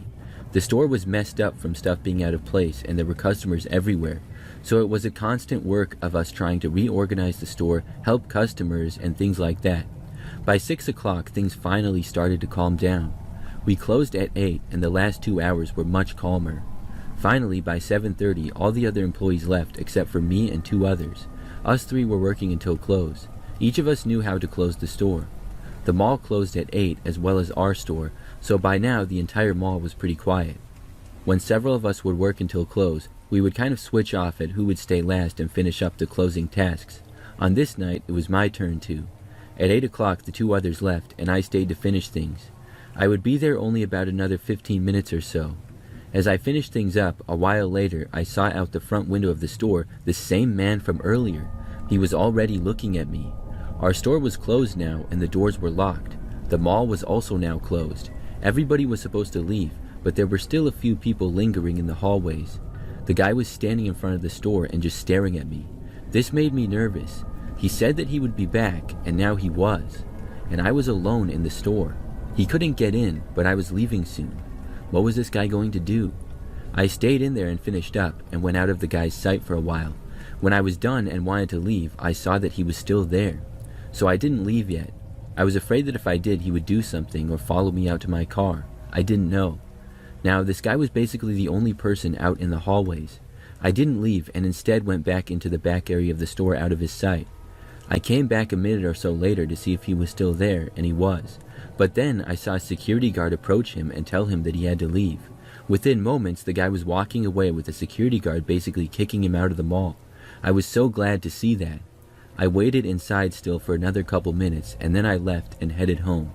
I walked through the now empty mall and then left to go into the parking garage. That's where I typically parked. The garage was practically empty now as well, with only a few cars scattered around here and there. I made my way to my vehicle, but before I got there, I heard a voice from sort of behind me. I looked and saw the same guy. He was standing a ways away in the parking lot. I have no idea how he knew I would be there or if it was just a coincidence, but nevertheless, he was here. I saw him start to angrily walk towards me. I turned and just started running for my car. I sprinted until I got there and then quickly went inside. Then I did not waste a second and locked the doors, started my car, and left. The man did not reach me yet. I left him standing there in the parking garage and I drove home. After that, I never saw him again. I was kind of paranoid that he was going to show up sometime at the store. Thankfully, he never did, at least not when I was working. I can't believe that he got so mad about that. It was an honest mistake, and I was just trying to help the guy. Some people have anger problems, though.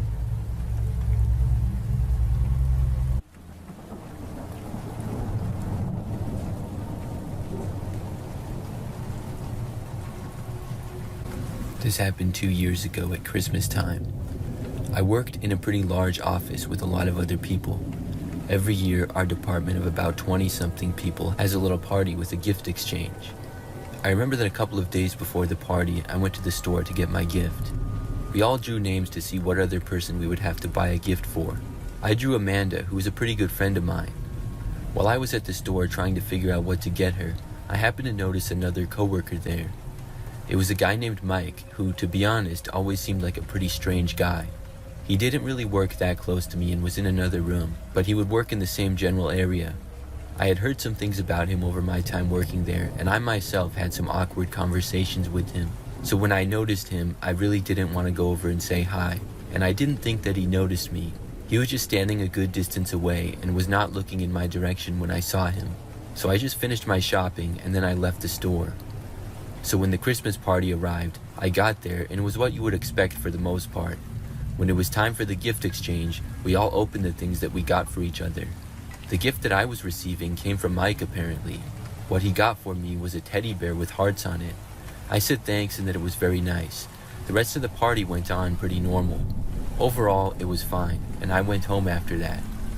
For the next few days, things went on like normal. But one night, I was at home by myself. I lived alone in a smaller house that I was renting in a neighborhood. I was just having a nice relaxing night to that point.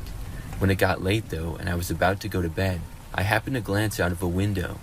What I saw was what appeared to be a person quickly going behind a bush near my house in the front yard.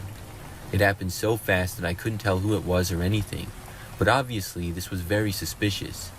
I was now nervous to go to bed, thinking that somebody might be prowling around or trying to break in. I went and made sure that every door was locked and every window was closed, which they were. When I moved to the back of the house to check there, I heard somebody try opening the front door. That's what really got me nervous. At that point, I went over to my phone, ready to call the police. Then I went to another window and I looked, but nobody was at the door any longer. Whoever it was must have moved. I wasn't sure if they had left or not, so I just kind of stayed there at the front window looking around. I didn't see anything for probably several minutes. Then I saw somebody come out from behind my car in the driveway. It was a man, and he was walking closer to the house. Then I realized that it was Mike. When I saw him, I quickly moved away from the window. I couldn't believe that he was at my house. I had no idea how he would even know where I lived. Moments later, he tried the front door again. Now I decided to call the police. I dialed 911 and then went into my bedroom where I felt safer. When I was in there, I heard a loud bang at the other end of the house. I feared that Mike may have been trying to break in. I didn't know why, but he had always kind of given me the creeps. I stayed in my bedroom for the next few minutes. The police got there very fast. The next thing I knew, I heard police, and I looked out of my bedroom window and I saw several police vehicles outside. Mike was arrested for attempting to break into my house.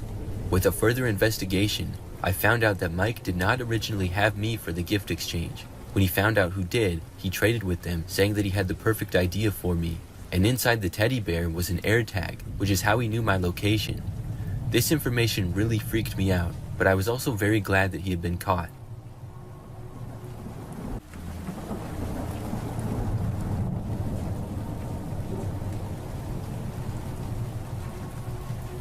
Last year in December, I went to the mall by myself to do a little Christmas shopping. I had a list of people that I needed to get gifts for, and it just so happens that I live pretty close to a very large mall. There are several levels in the mall and just about every store that you could ever want there. Mostly, I had ideas of what I wanted to get for people, but I also knew I would find more stuff there. I got to the mall pretty early and ended up shopping there all day.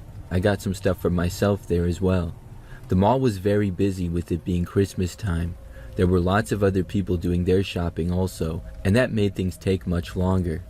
As the day went on, I had more and more bags in my hands. By the end of the day, I was lugging around what felt like 10 shopping bags. My hands were completely full. Finally, that night, I left the mall and drove back home. I arrived back at my house where I live by myself. When I got back, I started to unpack all the stuff that I got.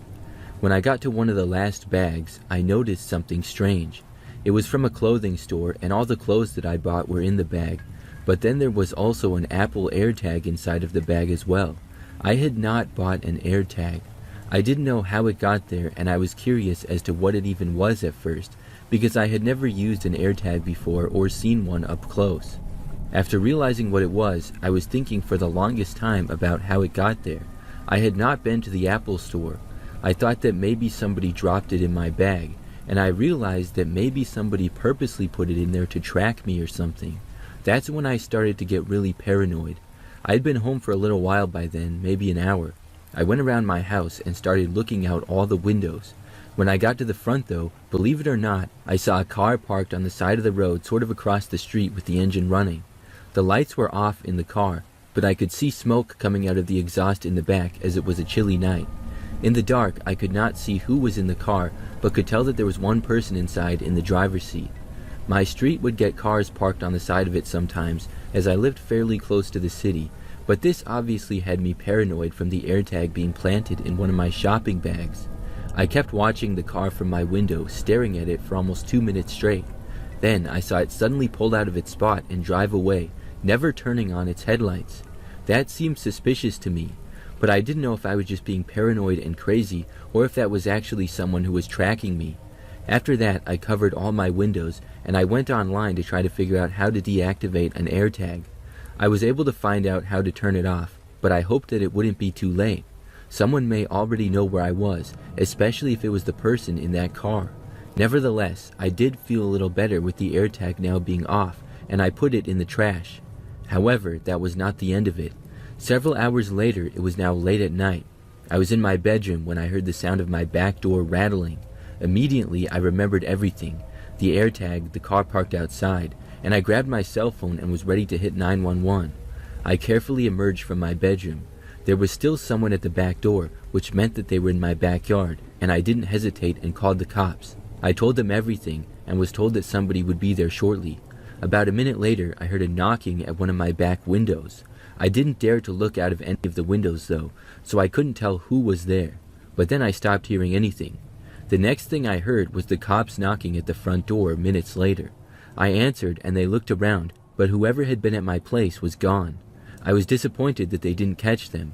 However, after that night, nothing else weird happened. I'm thinking that whoever tried to enter my house and tracked me from the mall saw the police and decided not to go back. I also think that it was easy for someone to discreetly drop the AirTag in my bag in the mall without me noticing. It still gives me the creeps that it actually happened though.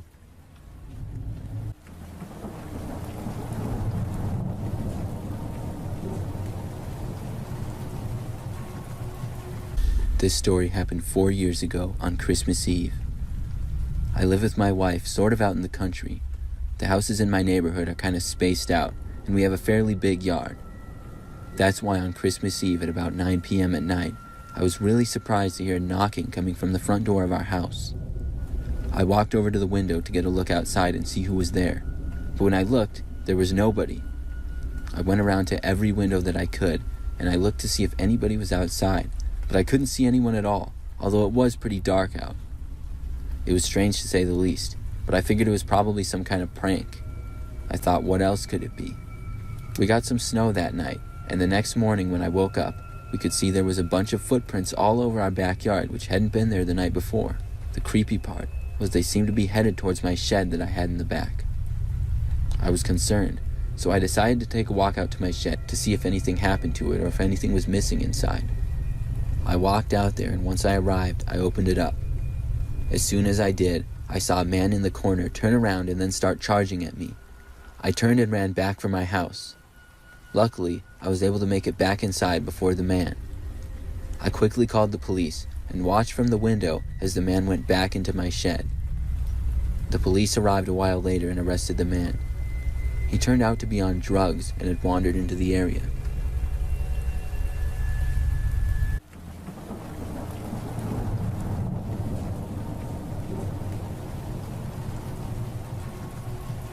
This happened just last year. I was going last-minute Christmas shopping to find a couple of gifts. I had bought stuff for everyone, but I felt like a few of my gifts were just kind of lame, so I went out to the mall to see if I could find anything else. It was the day before Christmas Eve, so the mall was packed. There were cars everywhere in the parking lot, and when I got inside the mall, I saw that it was just as busy in there. This mall was pretty large, and it had many of the popular stores and restaurants. I started out by going to a few of the usual stores that I went to typically when I was there. I did end up finding a couple of good gifts throughout the first couple of stores. I kept on shopping though, and when I was in my third store of the day, which was a clothing store, I noticed this one woman in there. I didn't think anything of her at all, but when I saw her in the next store that I was shopping in, that's when I realized that she was there too. A few stores later, and I saw her again, this time looking at me, and she was walking a ways behind me. I still considered this a coincidence. That is, until I was walking in one of the mall walkways between stores, and I saw the woman walking a ways back behind me. She was fairly short and wore a black jacket and sunglasses. I got the idea that she might be following me for some reason. I decided to randomly stop and then just stand around as if I was going to a nearby coffee shop. The woman stopped as well, and this confirmed it to me. I wasn't really sure what to do though. I had no clue why she would be following me. I decided to just ignore her and keep shopping. I went to about 3 more stores. Occasionally, I would look around or behind me and typically would see the woman. I wasn't sure if she knew that I knew she was following me or not. Eventually, I was finally done shopping after being in the mall for probably about 2 hours. I walked over to the exits near the parking lot where my car was parked. When I got out to the doors, I saw the woman behind me was going to leave as well. Now, I was a little bit concerned that she was going to follow me home in her car or something like that. When I got outside the mall, I literally sprinted into the parking lot and ducked behind the first car that I saw. It might sound crazy to you, because it kind of sounds crazy to me now as I'm writing this, but that's what came to my mind at the time. I barely saw the woman walking out, and I used the many cars in the parking lot to shield myself from her vision. I walked between rows of cars, ducking down, as the woman walked closer and seemed to be looking around. It's as if she knew I was hiding because she had either seen me run behind a car or she knew I wouldn't disappear that quickly out of her sight. Slowly and carefully, I inched closer to where my car was parked. I knew the woman was nearby, but I couldn't see her. Finally, I saw my car in sight. I was even more careful to get close to it, and when I reached it, I got inside the back door and then ducked down in the back seat so I wouldn't be seen. I carefully looked out the window and saw the woman a little ways away. I watched her stand around there for a good 3 or 4 minutes until I saw a car drive up and the woman get inside of it. Then they left. I never found out why she was following me for such a long time.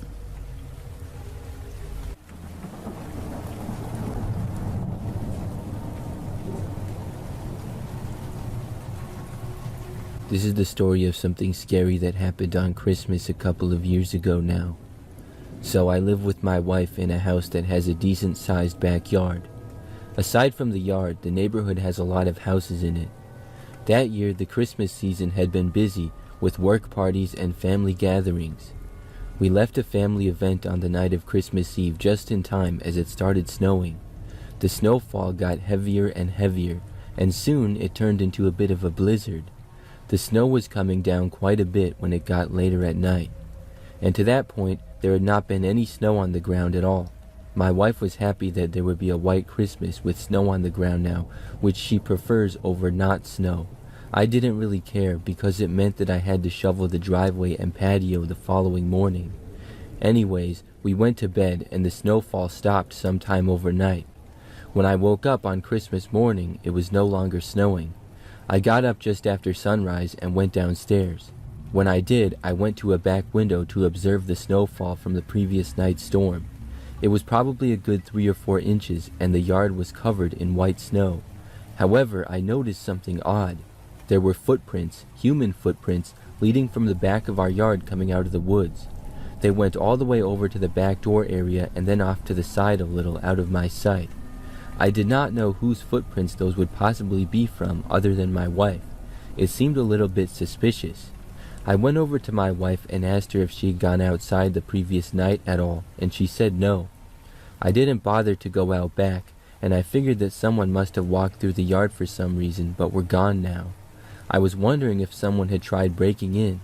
However, there was no sign of anybody getting in the house. All the windows and doors were locked to my knowledge, and nothing seemed out of place. We were going to be going to my in-laws that day for Christmas. Before leaving that morning, I decided that I better shovel the driveway already. So I went into the garage where the shovels are as well as my cars. It's attached to the house, but when I did, I instantly heard movement. It was like somebody else was in there. I looked over to the mostly dark garage and saw someone. It was some guy and he was headed in my direction. I quickly moved back and went into the house again. I only saw the guy for maybe a second. When I got back inside, I locked the door behind me, and soon after the guy tried opening it. Then I heard him moving away from the door. Not more than 30 seconds later, I heard my wife in the other room say that there was a man running through the backyard. I went over and he was gone by the time I got there. I told her about it and we realized that's where the footsteps had come from. It was the man. I have no idea who he was though. However, I also realized that I must have left the back door leading to the garage unlocked. That's the only way he could have entered. At the end of the day, I'm just glad that he left. But it was very scary how he first tried coming after me and entering the house.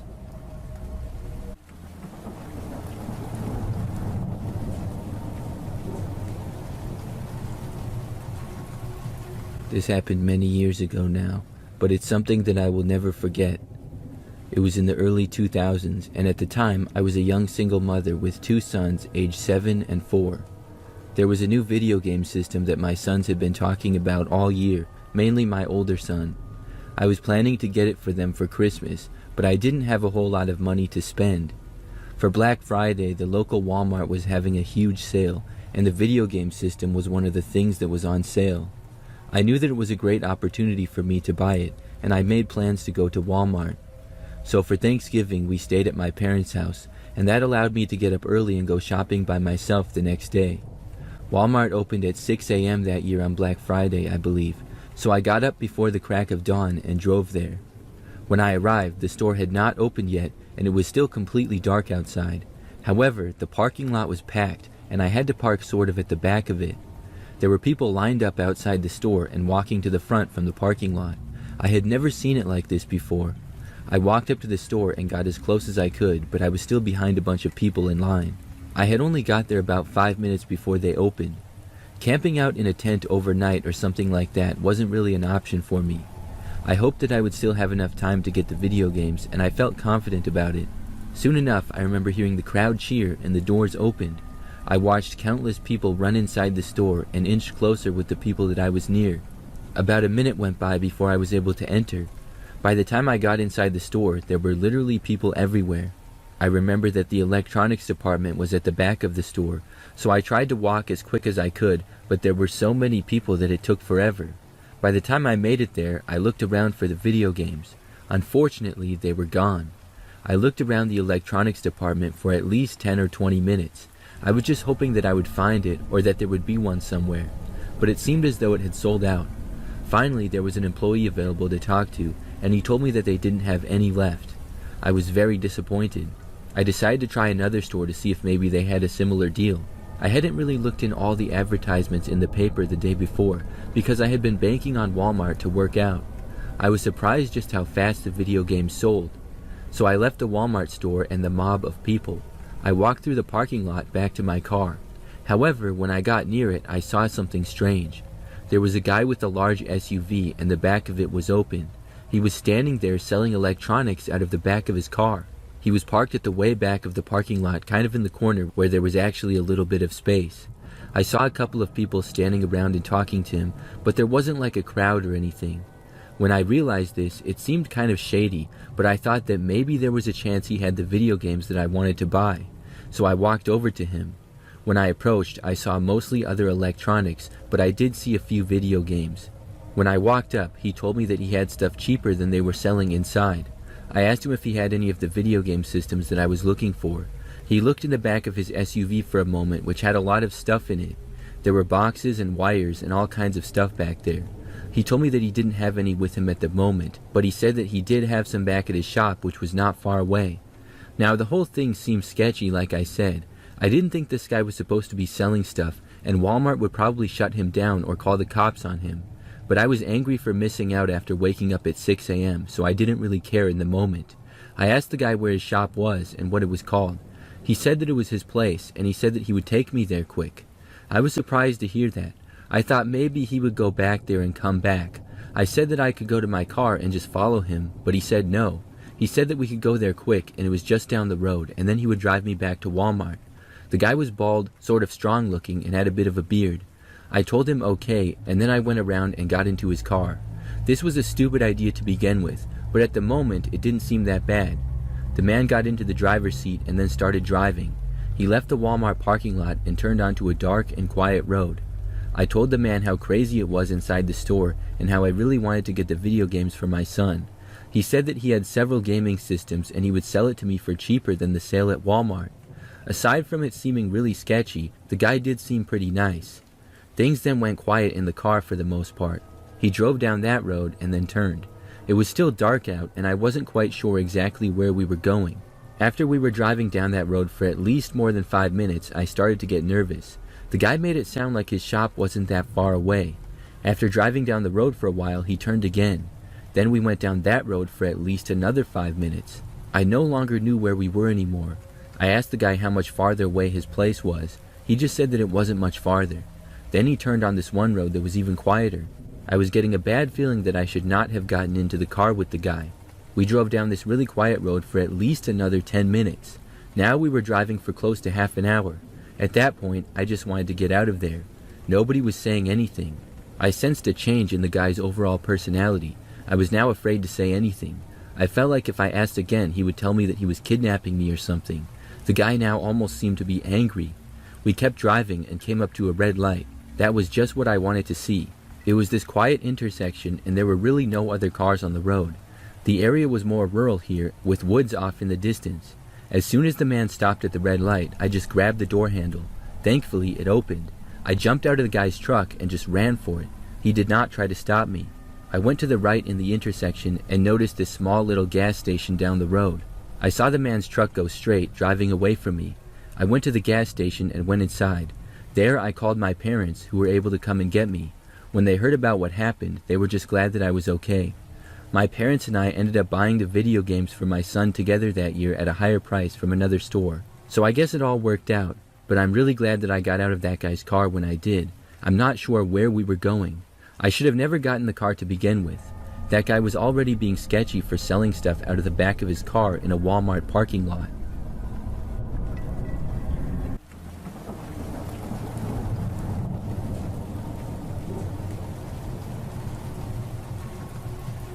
I enjoyed taking solo camping trips, as it's an easy way for me to just relax and chill. I went into the mountains this past Christmas morning and set up my tent in a campsite near a pretty popular mountain range near my house. I had zero Christmas plans, so I thought I would go camping instead of sitting at home alone. I also thought it would be an awesome time because I imagined there would be very little people at the site with me. I was correct, but surprised that I was actually the only person there. Everything was totally fine, and I was enjoying myself. I decided to call it an early night since I did a pretty large hike earlier and it wore me out. At about 8 p.m., I started to clean up everything, and I got in my tent to get warm and settle down for the night. I fell asleep very quickly.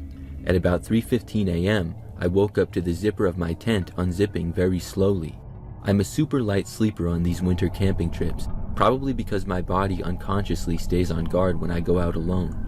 I also placed my head by the entrance of the tent for this very reason, so I could hear someone attempting to enter my tent. I woke up and immediately understood someone was coming into my tent. I have a handgun I bring with me for protection, but have never fired it outside of the shooting range. Never once have I been put in a situation where I needed to. Therefore, my adrenaline immediately shot up. I slowly grabbed my handgun and faced it towards the entrance and decided to announce myself. I yelled, "I have a gun and I will shoot you in 5 seconds if I don't hear you run off right now and leave me alone." It was silent for about 3 seconds until I heard someone start running off. I kept my handgun facing the entrance for another 10 minutes, just waiting for any sort of movement at all. I heard nothing, so I decided to grab my phone and call the police. They were around 20 minutes away from me, so I sat there still in defensive mode waiting. When the cops arrived, I came out of the tent and announced I was the caller. I gave them my story and they decided to look around in the area a little. Not even 15 feet away from the campsite, they found some dude trying to hide in a tree. It didn't work very well because it was winter and the tree was all bare. It ended up being some dude who took mushrooms at another campsite nearby on one of the other sides of the mountain. He had gotten lost after walking around and thought that my tent was his. He was a younger guy in his 20s and I could tell he was pretty shaken up. They were putting him in the back of the cop car and he yelled out at me, "Man, I'm sorry about that. That was my bad." The cops asked if I wanted to press any charges and I told the cops not to worry about it. I was angry about it though still, and even though this dude was lying about thinking my tent was his, I knew he was harmless and he was just a dumb dude who was high. Regardless of if they were actually going to arrest him or not, I packed up my stuff and I left the campsite. There was no way I could have fallen asleep after getting a scare like that while solo camping in the middle of the winter.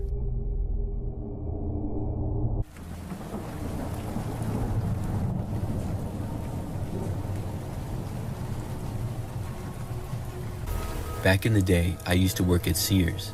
This is when they were doing really well and had tons of stores. If anybody doesn't remember Sears, they were a large department store that sold many things like appliances and clothes. It's mostly gone out of business in recent years though. But when I worked there, we would get lots of people in the store. Well, one time I was working a long day in December. With it being around Christmas time, there were lots of people shopping for gifts and stuff. It was also a weekend, so that added to it. I worked basically all day and I saw countless people. When I was finally off of work, I was happy to go home and was tired. So I just remember that I clocked out of work and then left the store.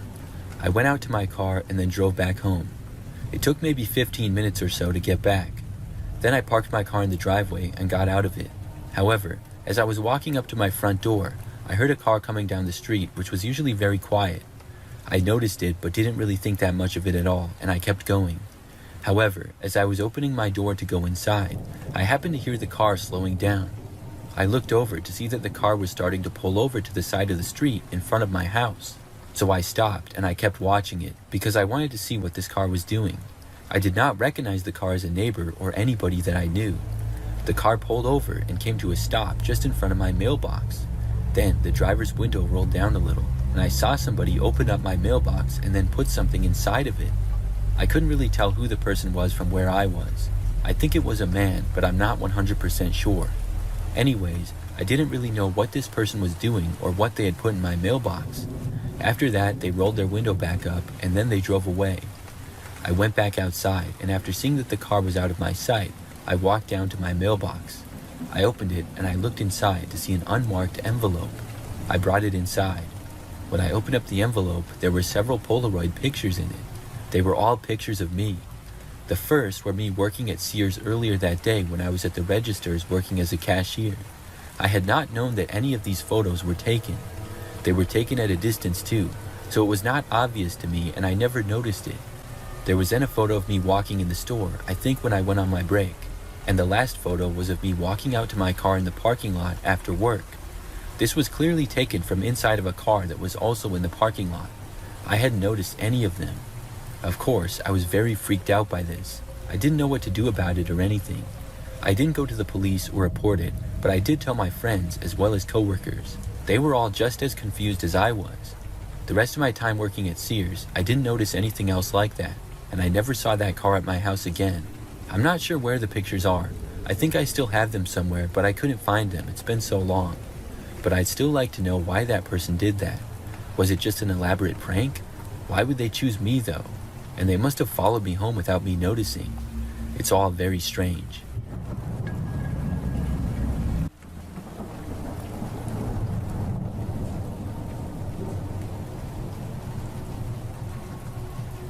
A few years back, we were hosting a Christmas party at our house. There were lots of family members there. My sister was there, as well as my brother and sister-in-law and their kids, among other people. We have a decent-sized house for hosting people and have a good amount of gatherings there. So hours into the party, it was now evening time and dark out. Most people were hanging out in the living room and dining room as well. I remember that I heard there was a knock on the front door, and I went over to go and see who was there. Everybody that had been invited to the party was already there and had been there for hours, so I really didn't know who it could be. When I opened the door, I saw a man standing there dressed as an elf. He kind of resembled Will Ferrell's character in the movie Elf. I remember thinking that he looked like him, kind of. However, I had no idea who the guy was. He was not a neighbor and was not a family member or friend. And our neighborhood is pretty quiet. It's not the type of place where people just hang out and walk down the street. It was a strange sight to see, but I laughed a little bit and asked how I could help him. The man did not mention anything about his costume and simply asked if he could come inside. I asked him why, and he said that he was cold and wanted to warm up. When he spoke, he immediately seemed to be drunk or something like that. I asked him where he had come from. The guy responded by saying, "Don't worry about it." I told him that I had family over, so I could not let him in the house, and I asked him if he could call someone to get him or something. The guy got agitated and said, "No, man, just let me in your house." I told him no and said that I was going back inside now. Then I went back in and shut the door. When I did, I obviously locked it. However, as soon as the door locked, the knob instantly started rattling on the other side. The man was trying to come in. I was glad that I locked it. I went over to the window next to the front door. The man stood there for a few moments before finally turning and walking away back down the driveway. When he was gone, I walked back over to the dining room at the back of the house. I was trying to find my wife to tell her about the weird encounter, and the last I had seen her, she had been in there. As I looked around for her, after about a minute later, I heard the sound of kids screaming coming from over in the living room. The sound was quickly followed by something hitting the window. I quickly went into the living room to see the elf man. He was standing right up against the large living room window outside and was loudly banging on it. As he started yelling, making crazy-looking faces. The kids were terrified, most of them being preschool or kindergarten age. I went over to the blinds and scrambled to close them and tried to wave the crazy elf man away. He was angrily trying to break down the window, it seemed. The kids' parents tried to calm them down as I finished covering the windows and then got out my phone to call the cops. The elf man was ruining my party. I went around to the front door and then left the house to find the guy and give him a piece of my mind. When I got outside, the guy turned and started sprinting in my direction. By this point, I was angry and was not backing down. I figured that the guy would try to fight me, and my thought was bring it on. As the man ran towards me, I squared up. However, when he was still running at me at full speed and got within maybe 6 feet of me, he suddenly jumped up. He did this sort of flying kick, and it got me right in the chest. I fell backwards on my rear end. The man then got up and quickly started sprinting away out of the yard. I was not injured, but by the time I got up, the man was already almost out of the yard, and I didn't bother to chase after him. He then sprinted down the street and out of my sight. The police arrived about 5 minutes later.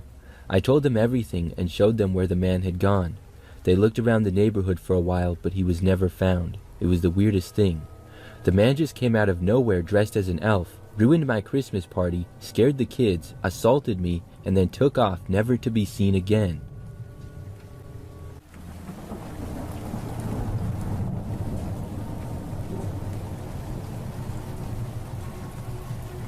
Christmas, everyone's favorite time of the year. It was certainly my favorite time of the year until one night that changed everything. And that one night changed my life forever. The Christmas of 2018, I was sitting in my living room watching the snow get heavier and heavier. I was enjoying myself drinking a cup of hot cocoa until I heard a knock at my door. I thought, who could it be at this hour? It was 1:18 in the morning. I got up to open the door, and to my surprise, I saw nobody. I closed the door, thinking I was being ding-dong ditched, or it was all in my head. 5 minutes later, another knock on my door. I once again got up to open the door, and when I saw nobody, I sighed and shut it. Almost immediately after, another knock on my door, and this time, I was quick enough to swing the door open, and I could just get a glimpse of a kid. He looked to be about 5 or 6 years old, running towards a house that was adjacent to mine. Surprisingly, I never knew who lived there, and quite frankly, I never seemed to care. However, this time I wanted to know why such a little kid was roaming out in the middle of the night, so I planned to go over there the next morning. Morning finally came, and I headed towards the house where I was sure I saw the little boy run into. When I knocked on the door, nobody answered. I figured they weren't home and I would come back later. That evening, I tried going back to the house and once again knocked. There was no answer again.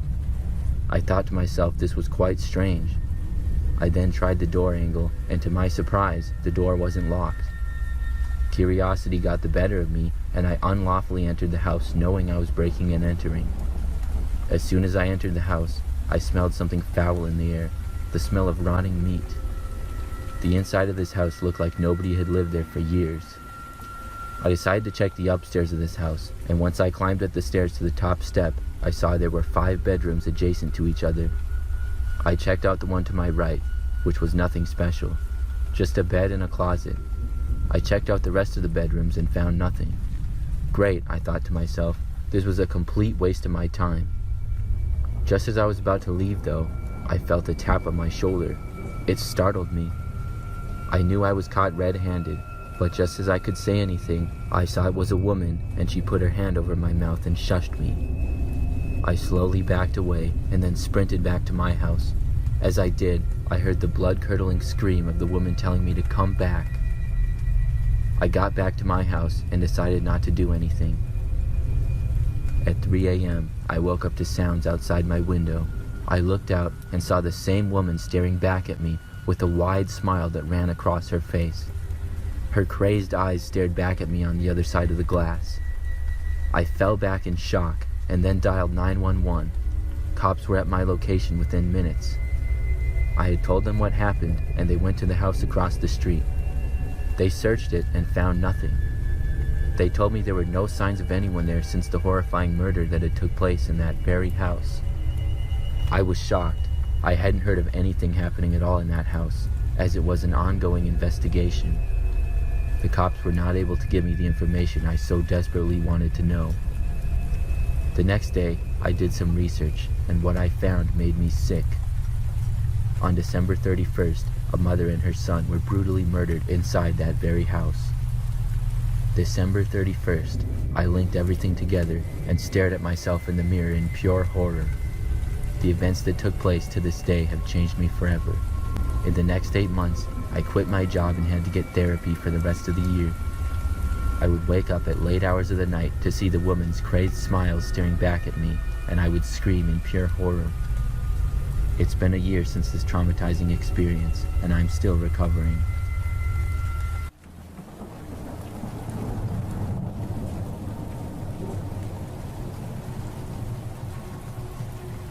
This happened back on Christmas morning when I was a kid, probably around 10 years old. I lived with my parents and siblings in a house that had a main floor and then a basement as well. I was the youngest child in the family, with my older brother being 13 at the time and my older sister being 16. They each had their own bedrooms on the main level, as well as my parents. I, on the other hand, had my bedroom in the basement, which had positives and negatives to it. The basement was finished and pretty nice, so I got the most privacy, but it also got really cold down there sometimes, and it was just really far away from everything. I would walk through the basement living room area and another room that was pretty much just storage, and then I would get to the stairs. So obviously, being a 10-year-old kid, I was very excited for Christmas to arrive. I had been looking forward to it for a while. When it was Christmas morning, I remember that I woke up at probably 6 something in the morning. After waking, I got out of bed and I was going to go upstairs and wake everybody up. After leaving my bedroom, I literally ran through the rest of the basement to the stairs. As I was running though, I was sure that I saw somebody in the storage room to my right that I would always pass by. However, I didn't look over and wasn't sure who it was. I just assumed it to either be my older brother or my father most likely. So when I got upstairs, I saw that my brother and sister were already up. They were near the Christmas tree in the living room, watching TV and looking at the tons of presents that were under the tree. I asked them if our parents were up yet and they said no, so I went down the hallway to their bedroom to wake them. When I got into their bedroom, I woke them up and I realized that if both my parents were in their room and my siblings were up, then who was it exactly who I had seen downstairs? This made no sense to me. I went over to my brother in the living room and told him that I thought I saw somebody downstairs. He said it was probably just our father, but I told him how it was impossible because I had just seen the guy when I went upstairs. Now that everybody in the family was awake and in the living room, I was very curious, so I decided to go back downstairs. At this point, I was thinking that maybe I was just imagining things. All the lights were off downstairs, so you couldn't really see that great anyways. Maybe I had seen a large box and mistook it for a person or something. I wanted to clear my mind, so I went back down the stairs by myself. I was like 90% sure that it was nothing. When I got downstairs, at first I heard and saw nothing. Then I got to the storage room. There were quite a few boxes and things like that in there. It was kind of cluttered. However, within a few seconds, I saw this man walk out from around the corner. It was a homeless-looking guy. He had longer hair, a long beard, and was wearing baggy clothes. As soon as I saw him, I took off running back up the stairs. I got back up and screamed that there was a man in the basement. Everyone started freaking out. There was a mix of people not believing and others confused. Within moments though, we all heard movement downstairs. Not knowing if the guy was dangerous or not, we all went into my parents' bedroom except for my dad. He went over to the top of the stairs and started yelling at the guy to leave and stuff. Obviously, we called the police as well. The next thing I remember was that my dad came back into the room and said that the man was gone. Apparently, the man had entered the house through a window that led to the basement sometime in the night. He had left through that same window and ran in the direction of a neighbor's. The police got there and ended up locating the man hiding behind the neighbor's house across the street. It was a huge relief knowing that he was caught, but I was extremely creeped out also knowing that I slept the entire night with a man breaking in and being in the next room over from me. That was the craziest thing to ever happen on Christmas when I was a kid.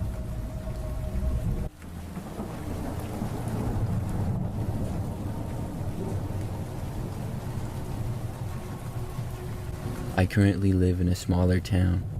It's pretty removed, but still has a lot of good shopping and eating options and public spaces. We even have a few breweries and bars now.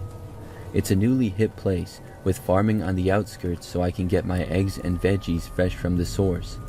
The pandemic really hurt business locally though, and pretty much the only regular delivery options were Walmart and Amazon for a minute.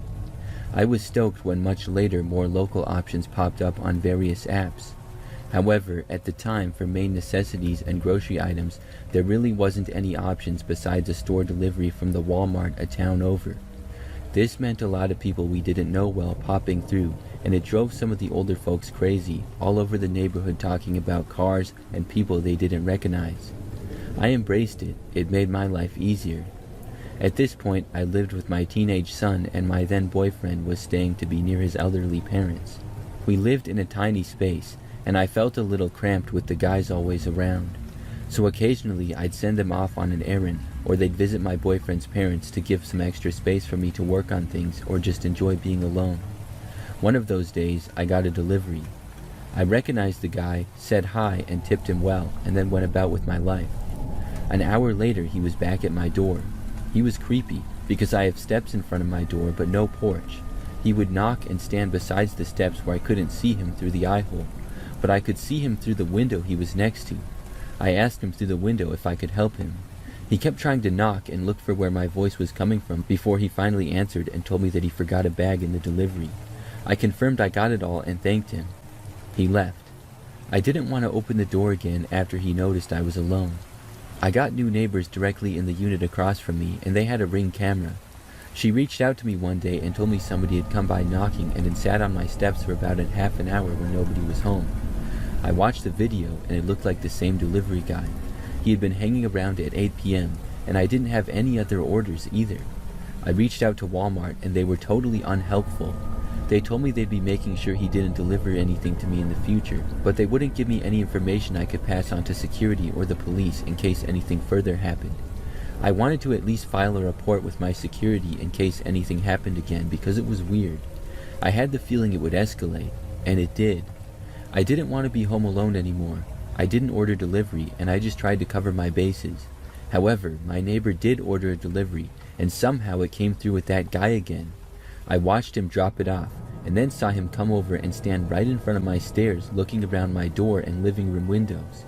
He stood there for like 5 minutes until my neighbor opened the door to get her groceries, and I told her that's the guy from the Ring camera. She contacted Walmart too, and asked that he doesn't deliver her anything anymore either. A few weeks went by, and Christmas was around the corner. I had ordered a few items from Amazon, and they were all arriving together. I knew they were on my front steps. I saw a different delivery guy who dropped them off, knocked, and walked away. My boyfriend was on the couch with his headphones on working, and I was cooking dinner. I figured I'd grab the packages in a moment, as they were fine on my front steps for the time being, and there was a camera out there if anything happens. I finished plating and brought the food in, and I was sitting the plates down. The front doorknob, which wasn't locked, gave a tiny turn. The deadbolt was still latched, but the knob wasn't, and I could hear it. My boyfriend couldn't because of his headphones, so I alerted him and pointed it out. My boyfriend was completely oblivious to these type of things, and he said I must be hearing things, so he got up and he ripped the door open to prove it. To his surprise, there was that same creepy delivery guy crouched up against the wall under the window, his hand still on the knob trying to turn it silently. He looked mortified to see a man opening the door, and when my son came up also to the doorway, he looked really confused. He asked for me by name. He must have known my name from the deliveries because he used the name I have on my account, which isn't the name everyone knows me by. My boyfriend asked what he needed, and the guy reached down and picked up the Amazon box and said, "Delivery," and handed it to us and then left. It was really strange. I explained to my boyfriend that he was not delivering those boxes and they were already there. We took the footage to the police, and I tried to reach out to Walmart. The police told me they reached out to Walmart and just got a bunch of clueless basic customer service agents with no idea how to proceed, and if he came back, I needed to call them so they could get to him in person. I was really scared though. I was glad that I wasn't in the house alone now, but I felt like he might take more drastic measures knowing that too. There's one window at the side of my house that faces the front lawn, but it's blocked off by a large entertainment system. It's the only blocked window I have, and besides my bedroom window, it's the only one that's not visible from the Ring camera. But all my windows are always locked overnight. The next morning when I was leaving for work, the window screens were both removed and placed beneath the windows. There were handprints smudged all over the glass. There were no clear footprints, just deep muddy sloshes, as our sprinkler system hits that pretty good at night. I didn't even bother contacting Walmart again. They were totally useless. The last thing to happen was when my boyfriend was coming over late one night. He worked that night and didn't come home until around 3 a.m. I knew he was coming, but I was woken up by a loud fighting outside. He had pulled into the parking lot, and this guy was underneath my car. He scrambled under the car when he was pulling in. My boyfriend pretended like he hadn't seen him, and watched him slide out and try to hide behind the parked cars, but it looked like he had been messing with my car. My boyfriend ended up pinning him against the ground, and I called the police. There was an air tag taped under my car, so he was trying to track me away from my house and get me alone. The guy was arrested with other charges too. I didn't hear anything else from it. I gave statements and incident report numbers and was told that I might need to testify, but it's never happened. I haven't had any incidents since then though.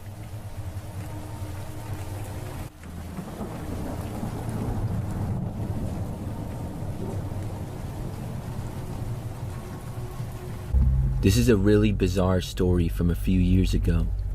I worked at an office building for my job in downtown of the city. I liked my job a lot. It paid well, and most of the people working there were good. We had a work Christmas party and gift exchange scheduled for one night.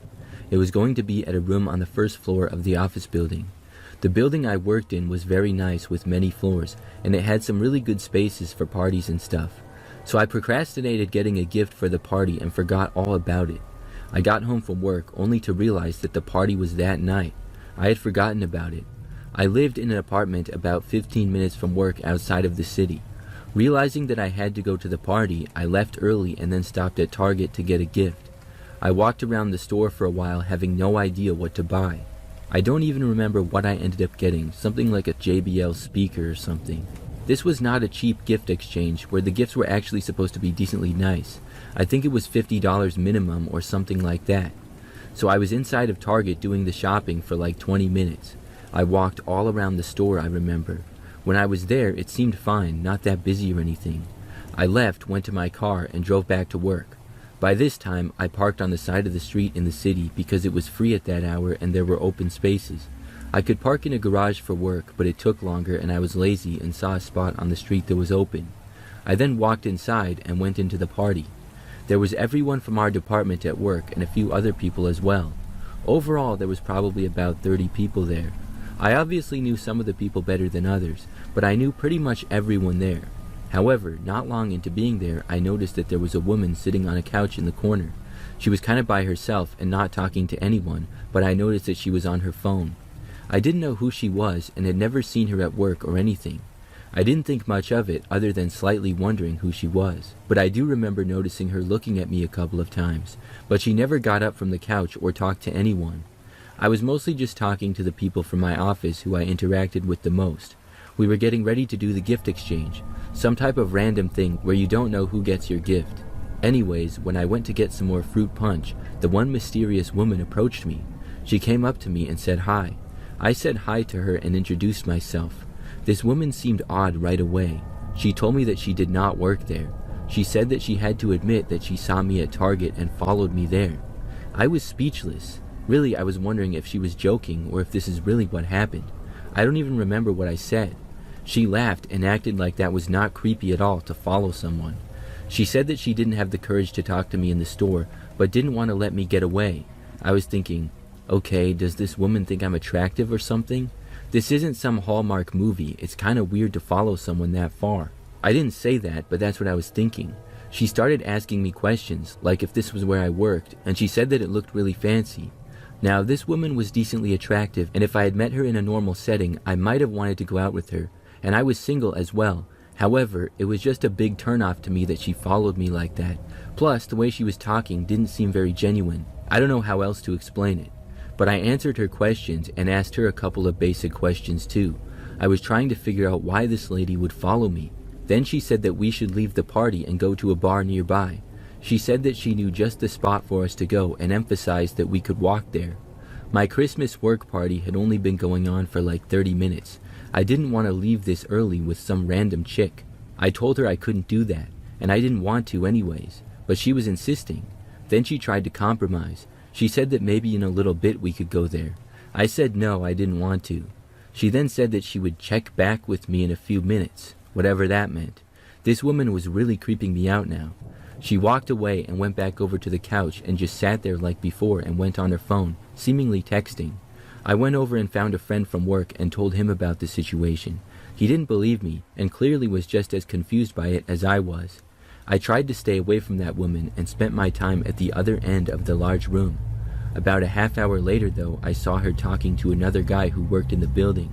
I watched their conversation for a few seconds from a long ways away. I saw her motioning the same way she did when she told me to go to whatever bar she wanted to go to. It looked as though she was trying to get this guy to go there too, but he seemed to say no to her as well. Like 5 minutes later, out of nowhere, I saw her come up to me. She asked me if I changed my mind, and I said no, I was staying at the party. She said okay, and then I saw her turn around and walk away really fast. This time though, she left. I saw her go out the door into the stairwell, but I was curious to see where she was going. I wanted to make sure she was leaving. If she followed me there, I was at least going to make sure that she was actually leaving the building and not going upstairs or something, because the stairwell went up to other floors where nobody was supposed to go other than employees. So I saw her walk out the doors, and then I walked out a short time after her. She did leave the building, and I quickly went up to the second floor and watched from the window there. I saw her walk down the sidewalk a short ways and then get into the passenger's door of a car parked on the street. The car immediately made a really sharp U-turn and then turned around to go back the other way. When it passed, I saw a man was driving and there was another guy in the back seat with the woman. Based on the fact that it was an older, large SUV and there were multiple people inside of it other than the woman, I didn't think that it was an Uber. I rejoined the party and told a few people about the weird encounter. Later on, I went back home that night, and I couldn't stop thinking about the weird situation. It is my suspicion that the woman was up to no good. I mean, I don't consider myself ugly, but no woman has ever come up to me and told me that she liked me or anything, and certainly nobody ever followed me. But I thought about it after, and if this woman did actually like me, why wouldn't she ask me for my number? We never exchanged numbers or any information other than first names, which I forgot what hers was. And then when she got in the car with the guys, she seemed to know them. I think she wanted to set me up to get robbed by those guys or something, probably on the way to that bar. She even tried to get my coworker too. Overall, maybe I am just being paranoid. Maybe she did like me and had a bad ways of going about it. But I don't think it's right to follow people like that. That's creepy.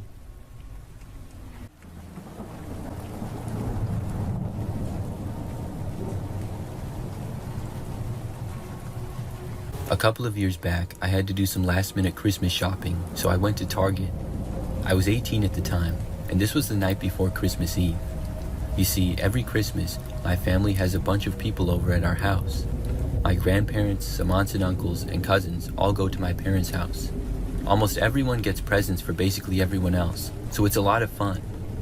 Now, I had gone Christmas shopping several times since Thanksgiving to that point, and I had almost everybody checked off my list. The last one was the hardest person for me to shop for personally. That was my cousin Josie.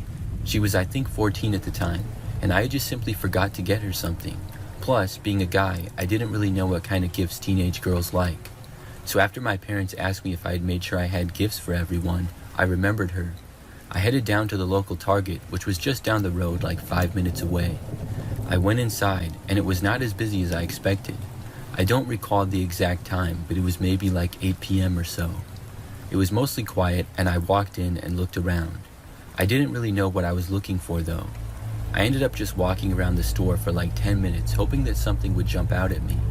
Eventually though, I ended up settling on just a gift card, and then I checked out and I left the store. I had parked pretty close to the store, and almost right after walking out the doors, I noticed a man standing around by my car. It was a guy who looked fairly young, maybe 6 feet tall, and had short dark hair. He was just standing around right by my car, and I didn't know what he was doing.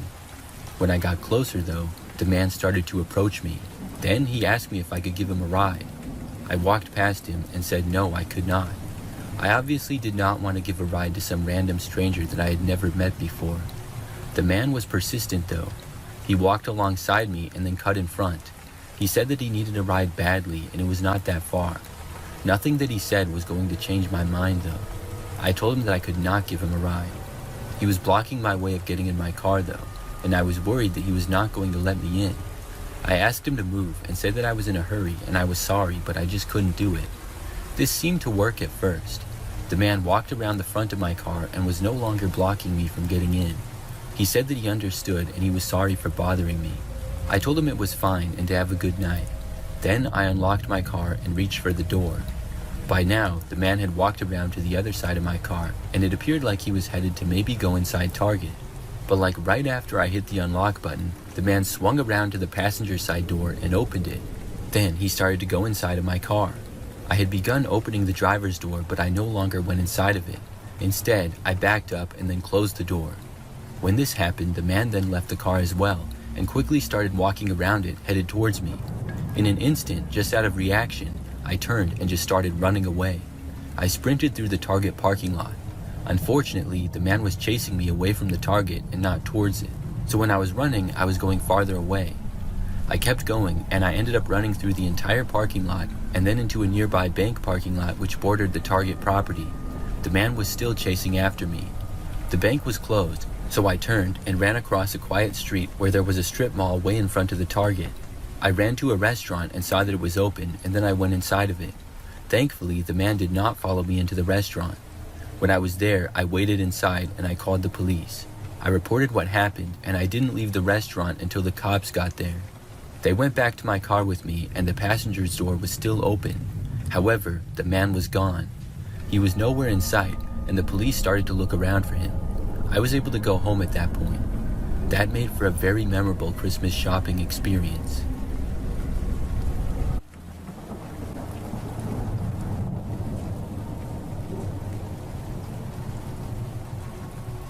This is something that happened back when I was in high school. I was living at home with my parents and my two siblings. For Christmas, we would usually get about 2 weeks off from school, which was always nice. On this year, everybody in my family had all gone shopping and got gifts for each other. I had some things for people that I was excited to give them. I hid them under my bed so that no one would know what I got for them. As Christmas Day approached, I wanted to wrap my presents for my family members, and I guess I was the first to do so. I could not find the gift wrap, and my mom told me that it was still up in the attic. So I went over to the hallway upstairs and then opened the attic door, which we did not use much. I then went up the stairs to find the gift wrap, but when I first got up there in the attic, I saw all the old boxes and stuff. The attic space was fairly large and filled with boxes of old stuff that we never used. So I went up there and could not find the gift wrap, so I moved around a bit up there and moved some more stuff. The lighting up there was also pretty bad, with just one dimly lit light. I moved around and got towards one end and then finally found the gift wrap. It was in a large box and there was tons of it. I took a few rolls and picked them up, but just as I did, I heard another noise. It was the sound of a box moving from the other end of the attic. I looked over but did not see anything other than a large box, which seemed to be the one that had moved. But it couldn't move on its own. I was instantly paranoid. I started quickly walking back towards the stairs to go back down. Before I got there, though, I saw the box move again, and then a man started to come out from behind it. It was a random guy who I had never seen before.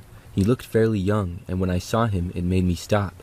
Because where he was and the box was, I had to kind of go past it to go downstairs. Then I moved back to the opposite end of the attic where I had been before. Neither me or the suspicious man said anything.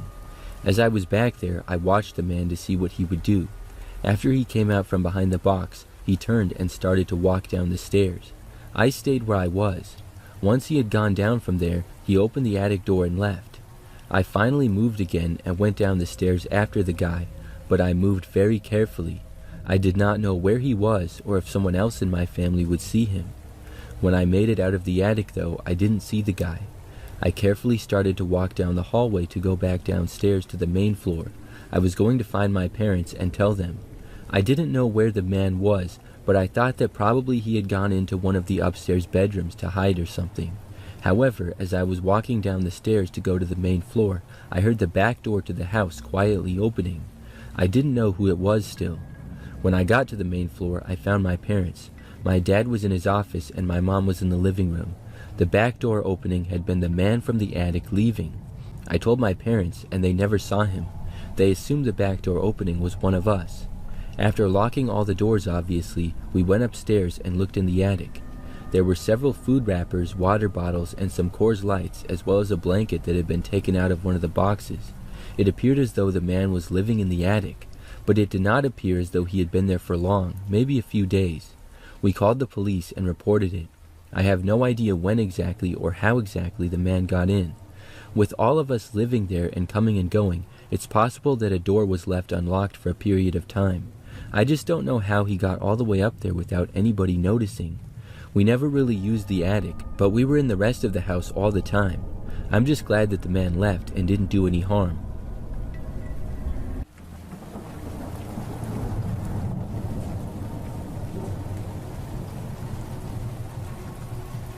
I just want to start off by saying that Christmas is my favorite holiday. But every year, I remember what happened to my family and I on Christmas years ago. I was 12 years old at the time, and I went to my cousin's house with my family to celebrate. On Christmas Eve, my family and I decided to stay the night at my cousin's house because our house was sort of far away. There were guest bedrooms for my family and I to sleep in, but I woke up at about 4 a.m. When I did, I heard noises downstairs, so I decided to go check it out. I went downstairs, and when I did, I saw someone dressed as Santa Claus. I saw him looking around in the kitchen and looking for gifts under the Christmas tree. There wasn't that many Christmas presents left because my family and I had opened most of them, but there were still a few left under the Christmas tree. I went back upstairs and woke up my dad. He came downstairs with me, but there was no one inside the house. My dad told me I had just had a bad dream. I decided to go back to sleep, and in the morning when everyone was up, we were getting ready to eat breakfast. My uncle went in the basement to go get some drinks, when he said he saw the basement window was shattered and it looked like someone had climbed in. My uncle called the cops, and when the cops came, they couldn't find any other evidence other than the broken window. My whole family was scared. My uncle and dad checked the whole house to make sure nothing was stolen. After a while, my uncle and dad came running downstairs and came into the kitchen where we all were and said they heard something in the attic.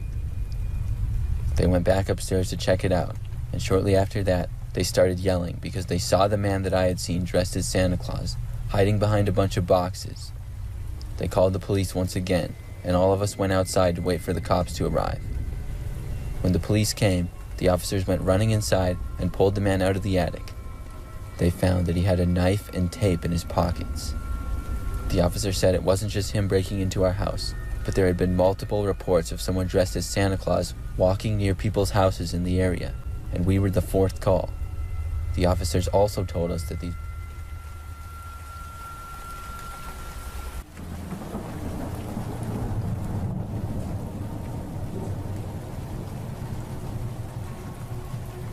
This is something that happened when I was Christmas shopping a couple of years ago. It was one of the final weekends before Christmas, and I had a lot of things to buy.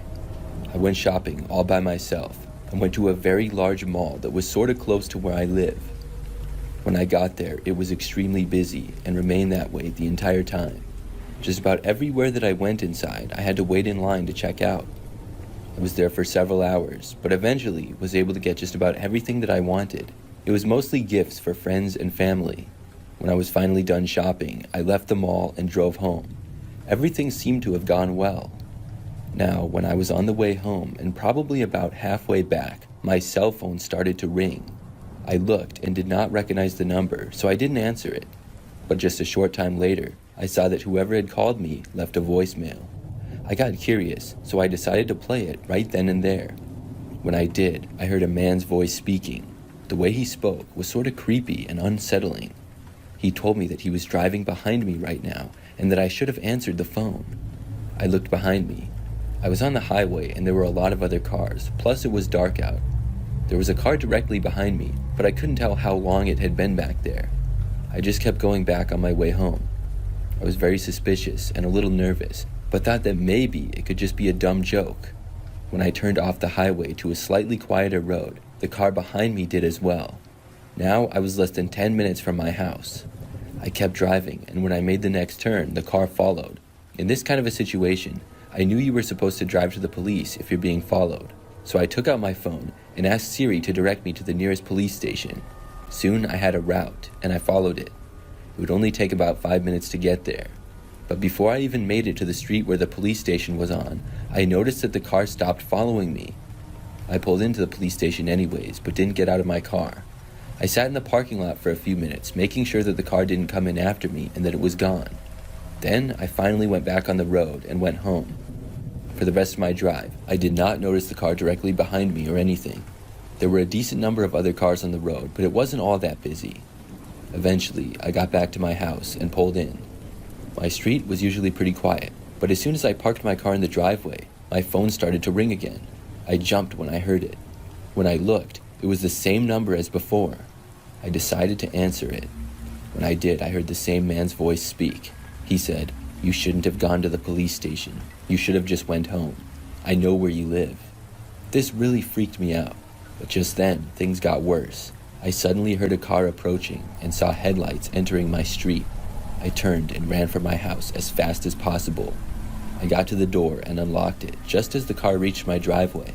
It pulled in and parked behind my car, and I made it inside of my house. I locked the door behind me. I took out my phone and called the police.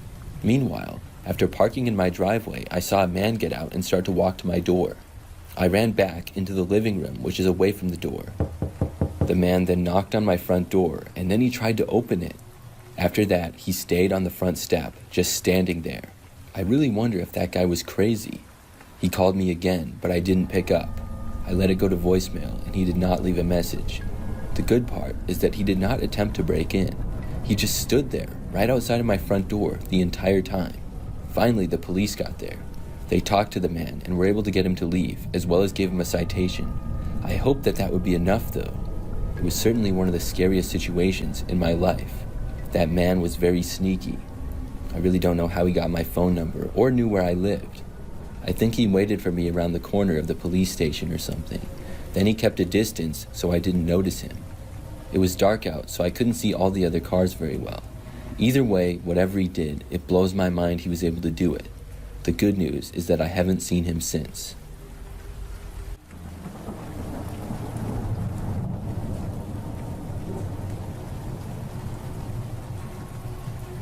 This is the craziest experience that I ever had shopping on Black Friday. For many years, starting in the 2000s, it became a tradition for me to go shopping on Black Friday. It started when I was a kid going with my mom, and it would be a mother-daughter shopping day. The sales seemed to get crazier and crazier, and we would go earlier and earlier.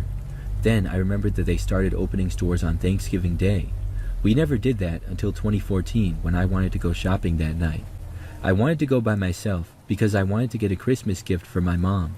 There was some other stuff that I wanted to get as well, but that was the main reason. So that Thanksgiving, I left my parents' house to go to Target, which was opening at 6 p.m. I drove there and arrived a little bit after 6, maybe 6:15. I didn't think there was a need to wait in line or to get there right at 6 o'clock. If I didn't get something because of that little bit of time, then I didn't care too much. However, the store was much crazier than I expected. The parking lot was almost completely full, but when I got in the store, it was way worse. There were people everywhere, and I mean everywhere. It was basically a giant mob of people every direction that you looked. Whether you went left, right, forward, or back, you were going to be running into someone. It was impossible to go to any part of the store with any kind of speed. You could only go at the pace of the mob. It was like being in a wave in the ocean. The herd of people would just take you along. If you wanted to go against it, it would be nearly impossible. I got swept up by the mob and taken towards electronics, which is where I was going anyways. But that's where everybody else was going too. Eventually, I made it there and tried to separate myself from the giant crowd of people. I fought my way out of it to where it was slightly less busy. I started fighting my way to look for the things that I wanted. I was looking around the electronics area, having a hard time finding things, probably because of how many people there were. After I was over there for maybe 10 minutes, I remember that this Target employee approached me. He asked if he could help me, and I said I didn't know because it was so busy. I told him what I was trying to find, and I remember that he was struggling to hear me because of how crazy it was. It was pretty loud. I remember that he told me to follow him, and he started walking along the edge of the store along the wall. I followed him, and he quickly went through these 2 swinging doors that went into the employees only area. I wasn't sure if I was supposed to follow him there, but he waved me in. I went in there, and it was crazy to see how different it was back there. We were in this back room with a bunch of high shelves and concrete floors. It was much quieter. The guy said that it was easier to talk back there, and it was. He asked me again what I was looking for, and I told him. He said that he was going to help me out, and said that they might have a few in the back. Then he started walking down the narrow walkway, and I followed him. I was wondering why I was seemingly getting special treatment, and it seemed sort of strange. We walked down there, and then took a left to this sort of back aisle. I saw him take out his cell phone as he was walking, and he started talking into it, but I couldn't really hear him. He was talking pretty quiet. Then we got to the end of that aisle there. At the back of it was a wall, and on that wall was a door leading to outside. There were a bunch of random boxes and stuff lying around as well. The man then stood there, and we were both just standing there for a few seconds. I was starting to get confused. The guy took out his phone and was looking at it. This was starting to seem wrong, but I didn't really know what to do. Then, out of nowhere, I heard a voice behind us. I looked back and saw another Target employee. He said, "Who are you guys, and what are you doing back here?" I was really confused. Then I heard the door open behind me. I looked and saw the guy who had been helping me open the door for the back room to go outside. He sprinted out, and before the door swung shut, I saw him jump into the back seat of this car. Then the car screeched away, and the door slowly closed. I turned back around super confused, and the Target employee asked me what I was doing back there and who that guy was. I told him what happened. The guy told me that the other guy did not work at Target. He was dressed as an employee, but was impersonating one. The man told me that he saw that his uniform was off and saw him going into the back room with me. That's why he went in to confront us. Then we went back out to the crazy area of Target. I was really weirded out by the whole thing and left and went back to my parents. I couldn't stop thinking about how crazy that was. When I thought about it more, I realized the man might have been trying to kidnap me or something. Maybe he was communicating on his phone with the people who were driving the car, and he was planning to take me out the door and shove me into the car and then drive away. He certainly wasn't actually trying to help me. I'm glad that the other Target worker was there and noticed us.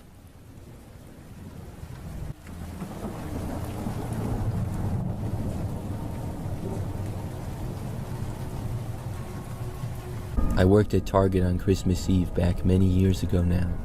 We closed a little bit early on Christmas Eve from what I remember. I think we were open until maybe 7 p.m. or something like that. I had to work pretty much until close as a cashier, and this was back when I was about 18 years old. Every year my family would go to my grandparents' house on Christmas Eve and hang out, but unfortunately I wouldn't be able to go that year because I had to work at Target. I was disappointed about it. I was getting paid extra money, so I guess that made things a little bit better. That day at Target started out really busy and then got slower and slower. At first, there were tons of customers and I was having a lot of people in my checkout line. At probably 3 p.m. or so, things started to really quiet down. Then by 5 or 6, there was basically nobody there. Soon enough, we closed and I was able to go home. I left Target and walked out to my car in the parking lot. But when I drove home, I was surprisingly followed. So I remember that as I was walking to my car, it was in the back corner of the parking lot. The parking lot was very large, but it had also snowed, so there were piles of snow around and stuff. It had been really busy when I got there, so I was parked in the back corner far away. My car was one of the only ones there when I left, and it was dark out when I was leaving as well. As I approached my car, I remember seeing a running car not far away. Its lights were on, and I thought nothing of it though, as I could not see who the driver was in the vehicle. I figured it was just somebody who was going to leave or whatever. I didn't really give it much thought at all. By the time I got to my car, I left, and the other car was still there. I did notice that right after I left though, this car also left. This was just because we were the only cars in that area of the parking lot, and this is a detail that I probably would have forgot had the car not followed me all the way home. I think we lived about 10 minutes away from the Target. You would take a few roads that were not that busy, and most of the roads did not have much traffic on them at this hour anyways, with it being Christmas Eve. So I noticed the headlights driving behind me, which went all the way home. I didn't really care that much. We lived in a pretty quiet neighborhood, but there was kind of a lot of houses in it, so I just assumed that whoever was driving this car behind me must also live around there, although I did find it suspicious. Maybe it was because I was tired from work and lazy, or maybe it was because it was cold outside or I was young, but I never really thought to try to lose the car or drive to a police station or do anything that I should have. I just went straight back home. When I pulled into the driveway to our house, the car behind me did not. It continued down the street, which made me breathe a sigh of relief. I figured that it was just a neighbor or someone going to a neighbor's house. So I got out of the car and went inside. I was home alone now because my parents and brother were still at my grandparents', but they would be leaving to come home soon. So I got inside and then was just hanging out in the living room of the house. Probably 10 minutes after getting back, I thought I heard the sound of the front door starting to open, but it did not open from it being locked. I assumed that it was just my parents returning home. However, nobody entered the house or unlocked the door for the next minute or so. So I got up and went over to the front window to look outside. When I did not see anybody, so that made me suspicious and wonder what it was that I heard. I was so sure that it was the sound of someone trying to open the doorknob to the front door, but I was starting to second guess myself. Maybe I had just heard the wind. I started walking back to the living room. That's when I heard the same sound again as before, except this time it was coming from the back door to the house, which was also locked. That's when panic set in. I knew that somebody was there, and I also knew that it wouldn't be my parents. I didn't hear any noises for a little while after that. I had stayed where I was in the living room, but finally, after not hearing anything for a while, I decided to go and see. I walked to the back of the house and looked out of a window. Nobody was there either. Once more, I went back to the living room, hoping that whoever had tried entering the house was gone now. But now I was super creeped out. Probably a minute or two later, there was a knock at the front door. I was way too scared to get up at first. They knocked again, and I ignored it. Finally, though, after not hearing a knock for the next few minutes, I got up. I went over to the front door, and just barely saw a man walking at the very end of our driveway. I didn't get a good look at his face or anything, because he was walking down the driveway and I only saw his back, and he was quickly out of my sight and down the street. I continued watching from the front window, though. We didn't have much of a view of the street or anything other than what was directly in front of the house. I would say maybe 1 minute later I heard a car approaching down the street.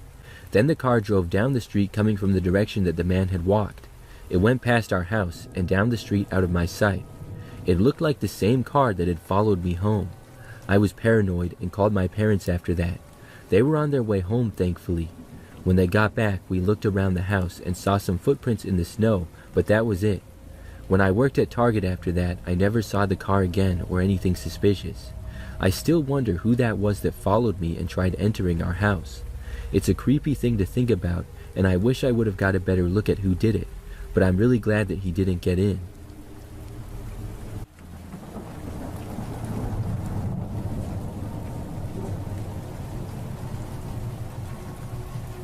Last year, I went to a Christmas party with some friends. I have a pretty large friend group that I've had for years. Most of us live in the same general area, and Jim and Vanessa, who recently got married, live in a really nice apartment building. They're part of the friend group, and they decided to host the Christmas party last year in the recreation room of their apartment building. You can rent out the room, and it's very nice and also large. There's a kitchen and dining room and stuff, so it's popular for parties of all kinds. So I went to the party, and there was probably 30 to 40 people that wound up coming. So many that I didn't even know all of them that well, but I at least recognized everybody, and most of them I did know very well. We talked, had food, drank, and had a very good time. I remember though, there was this one woman who I did not recognize at all. She was the only person at the party where I had no idea who she was. I thought maybe she was somebody's girlfriend who had just recently started dating or something, but she didn't really seem to be with anyone. I would see her on and off during the party. I never got around to saying hi to her or having a conversation and asking who she was or anything though. Eventually, people started to leave the party. I would say that there were maybe 15 or 20 people still there when I left, so a good amount. When I was leaving, I remember noticing the woman sitting by herself, sort of in the corner of the room. After I left, I walked out of the apartment into my car. Then I started to drive back to my own apartment, which was like 10 minutes away. Well, the strangest thing happened. That very same woman ended up following me home. I hadn't noticed anything at all until I pulled up to a red light and was like maybe 2 minutes from my place. When I stopped, I just casually looked in my mirror at the car behind me. I saw that in the driver's seat, it looked like the same woman. I didn't know what to make of this, but from that point on, I paid attention to her driving. She made all the same turns as me. It was very confusing. Soon, she was turning into my apartment complex along with me. I was pretty confident that she did not live in my building or anything. I had never seen her at all before. So I drove around the parking lot with her still behind me. I parked my car in the space that I usually did. The woman drove a little ways past, and then I saw her parking in an open space a ways away. I got out of my car and started walking for the door. I heard a car door open and close and glanced over to see the woman then walking in my direction. I went faster, and I made it inside a good time before she would reach the door. After getting in, I went up a flight of stairs and then looked out of a window outside. The woman was standing near the door, indicating that she did not have a key to get in. Then I went to my apartment. I texted a few friends about it, and I put in the group chat asking who the woman was. Well, nobody had any idea. Everybody just kind of assumed that someone else knew her.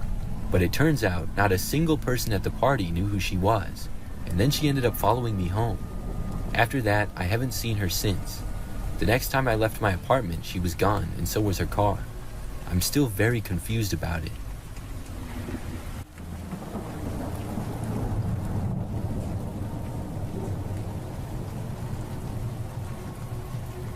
This happened back when I was a kid. I was a 10-year-old girl at the time going Christmas shopping with my mom. Each year, I always looked forward to Christmas and everything that came with it. It was always fun to go shopping at the stores and malls. I got money back then from doing chores and also birthdays and stuff.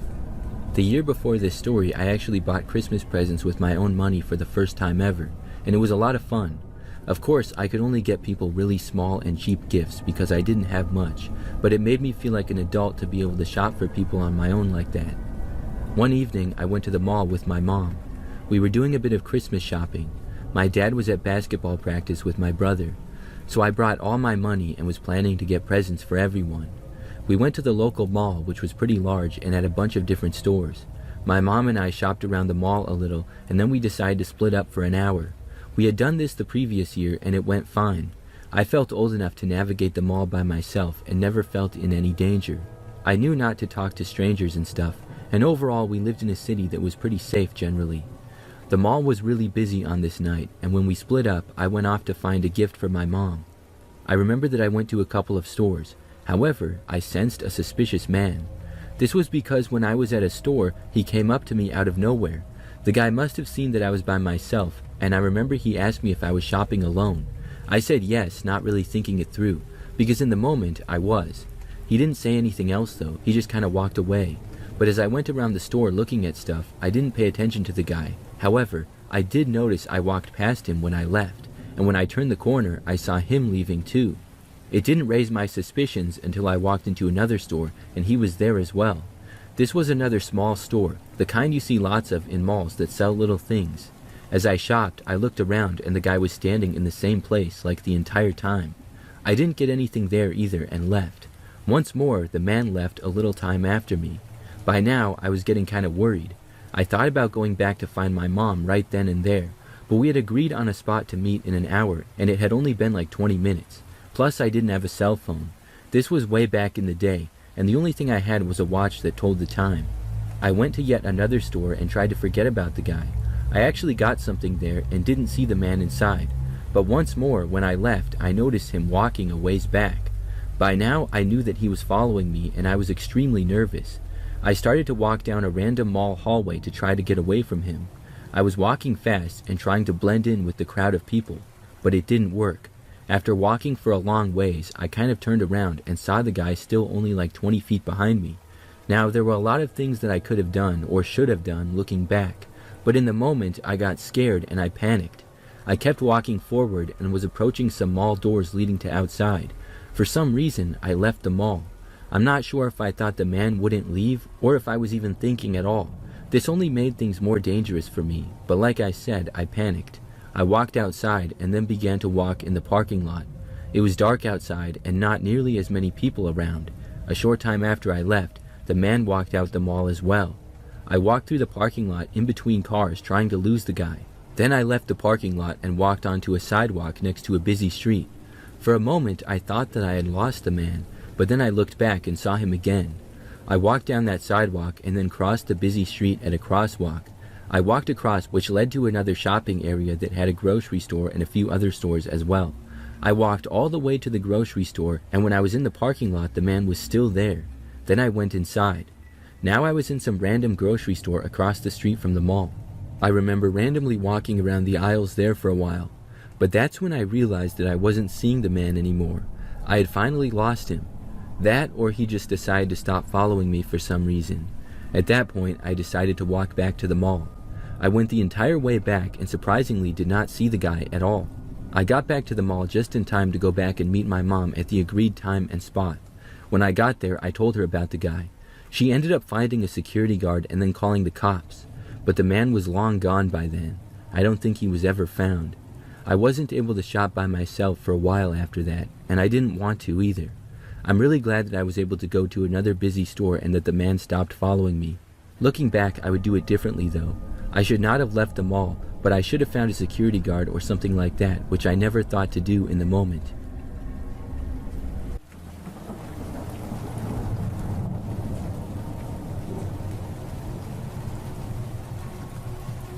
A few years ago, we hosted Christmas at our house. It was my wife and I, and we were having about 15 to 20 family members come over. We have a somewhat large house and also a large backyard. Our house was decorated and ready for the guests on Christmas Day. Everything started out very well. Family started to arrive at roughly 11 o'clock in the morning. I was pretty busy talking to people and stuff, but maybe at about 11:30, something odd happened. One of my cousins arrived, and I went outside to greet him. As he was walking in, he told me that he thought he saw a guy in my backyard and wanted to know if I knew about him. I was confused. Nobody was going outside, and I didn't know why anybody would be in the backyard. I asked him to tell me more about it. He said that when he pulled into my driveway, he noticed a guy walking near the tree line of the woods in the backyard. He thought that it was me at first, but quickly realized that it wasn't. He took a few steps towards the backyard after getting out of his car, but the man quickly went out of sight. We both decided to go over there and look. After walking back to where he spotted the guy, we saw the footprints in the snow. but didn't see anyone. He must have been gone by then. We yelled out into the woods, asking if anybody was there. It was complete silence now, though. I really had no idea who it could be. My neighborhood is pretty quiet, and the houses are spaced out pretty good. But I didn't know what else could be done, so we both just went back inside. After going back in, I quickly forgot all about it and was busy talking to people. For hours, everything was going well. But then, as I was walking past one of the windows that looks out to the backyard, I saw the man myself. He was kind of far away, but I saw a guy walking through the edge of the tree line. This had to be the same person. I yelled for my cousin to come and see. The man in the woods then stopped and seemed to look in my direction. My cousin was walking over, but by the time he got there, the man then darted back into the woods. My cousin saw him for just a split second. He told me that it was the same guy that he had seen earlier, though. We kept watching the area, but he did not come back. I still wasn't really sure what to do about it, so we just went back to where everyone else was. I looked to the window a couple of more times, but didn't see the guy. I hoped that maybe he would leave for good. I still couldn't help but wonder what he was doing back there, though. Eventually, people left, and it was soon just my wife and I. We looked out the window several more times that night, but there was still nothing. At that point, I felt a lot better about it. The very next morning, I went outside into the backyard. Everything was fine at first, but I soon noticed something strange. The man wasn't back, but there was a new set of footprints in the snow. It was clearly from a person, and it wasn't mine. There had been a fresh layer of snow on Christmas Eve. When my cousin and I walked back there to the woods the day before, we were far away. In fact, I saw those sets of tracks. These went from the woods right to our back door. Then they appeared to go back to the woods. Could the same man have walked to our back door and tried to get in overnight? It creeped me out to think about it. For the next several days, I was very suspicious. But after that, I never saw the guy. I also didn't notice any other strange things happening. I still don't know who the man was and what he was doing.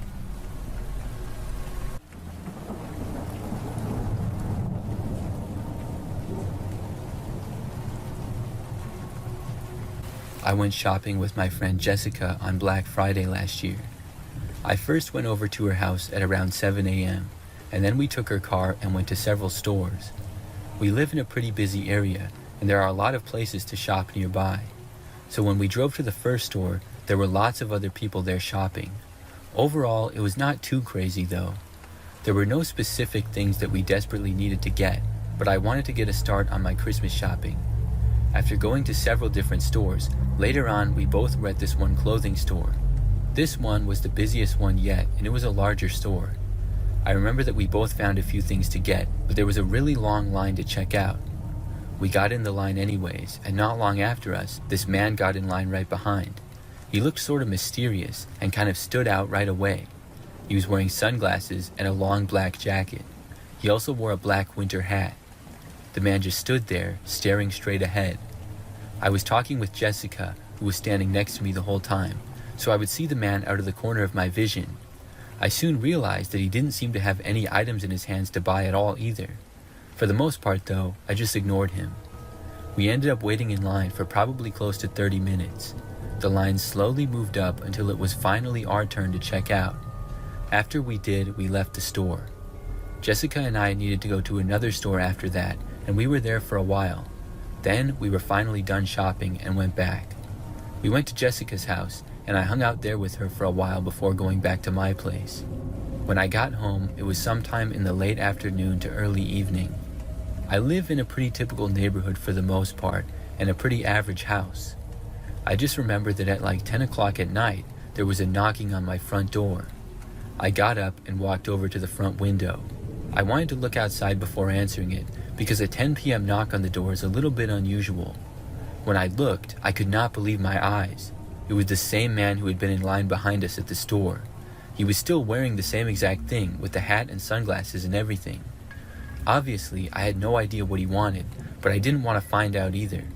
I watched the man just stand there for a while. Then he knocked on the door again. I still didn't answer it. He then stood there for a really long time. He was probably there for at least 5 minutes. Then, finally, he walked away. I saw him go down the street and then out of my sight. A short time after that, a car drove past, which I'm guessing was his. I really don't know why the guy showed up at my house, or how he even knew where I lived. It made me wonder, though, if he had been following me all day or something. If he had been, I certainly didn't notice, and I'm hoping that I don't see him again.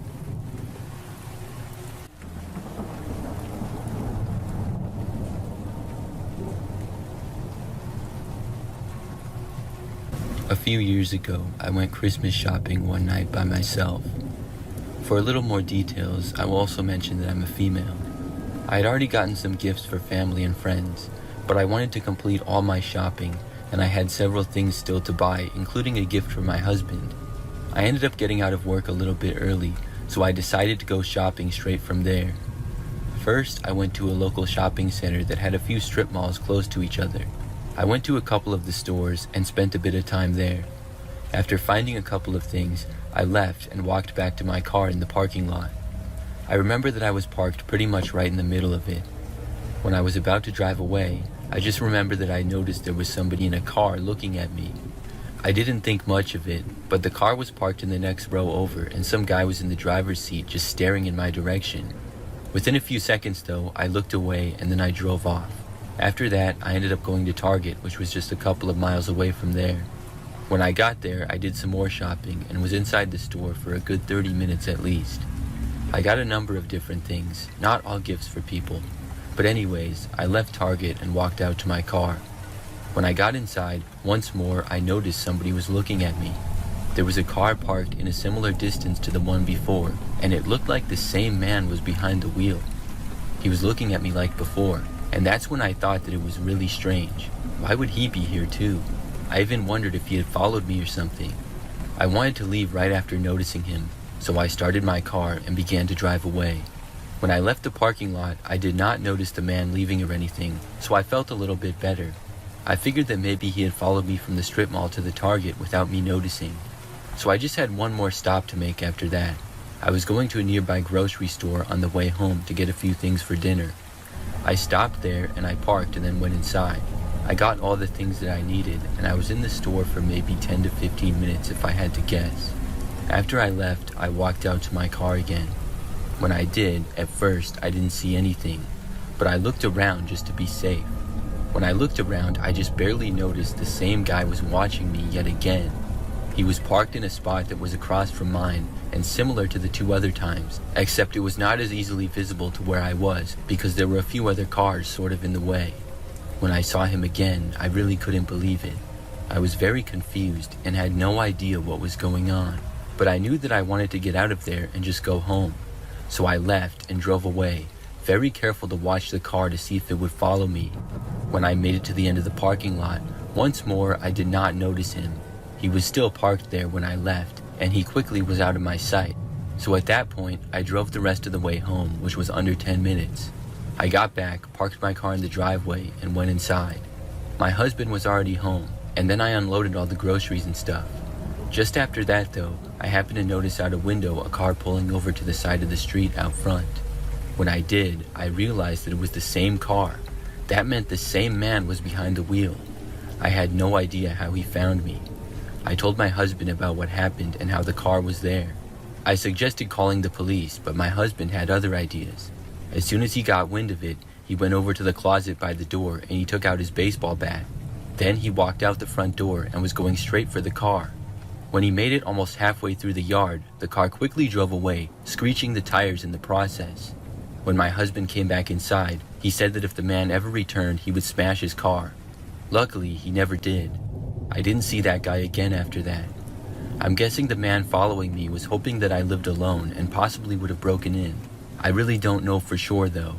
He must have been able to follow me at a distance without me noticing. When he first saw me though, I'm not sure.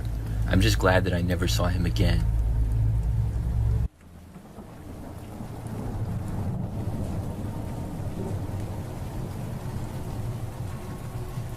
This happened 2 years ago when I was working for a security company while still in college.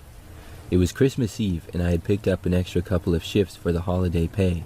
I had never been to this site before, and the day shift guard didn't say a word about any suspicious stuff happening, besides the occasional homeless person seeking shelter. The site was a massive metal company who fills rail cars with all different metals and minerals to ship across the country. I found it odd that they only had one guard for a place that large, but the company I worked for did not have the best reputation. So I arrived for my 12-hour shift, and the first couple of hours nothing was happening. I was watching a show on YouTube, and every hour on the hour it would take me about 30 minutes to walk the entire property, making sure that the place was empty and nothing bad was happening. Well, at the 1 a.m. walk around, I came across a light in the storage closet that had not been on the other 7 times I had passed by that night.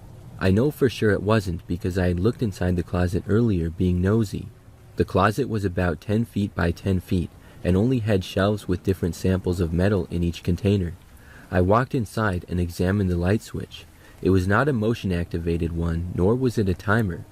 This light switch was a stubby, fat switch that was rather hard to flip compared to the normal switches, so this could not have been an accidental switch flip on my part.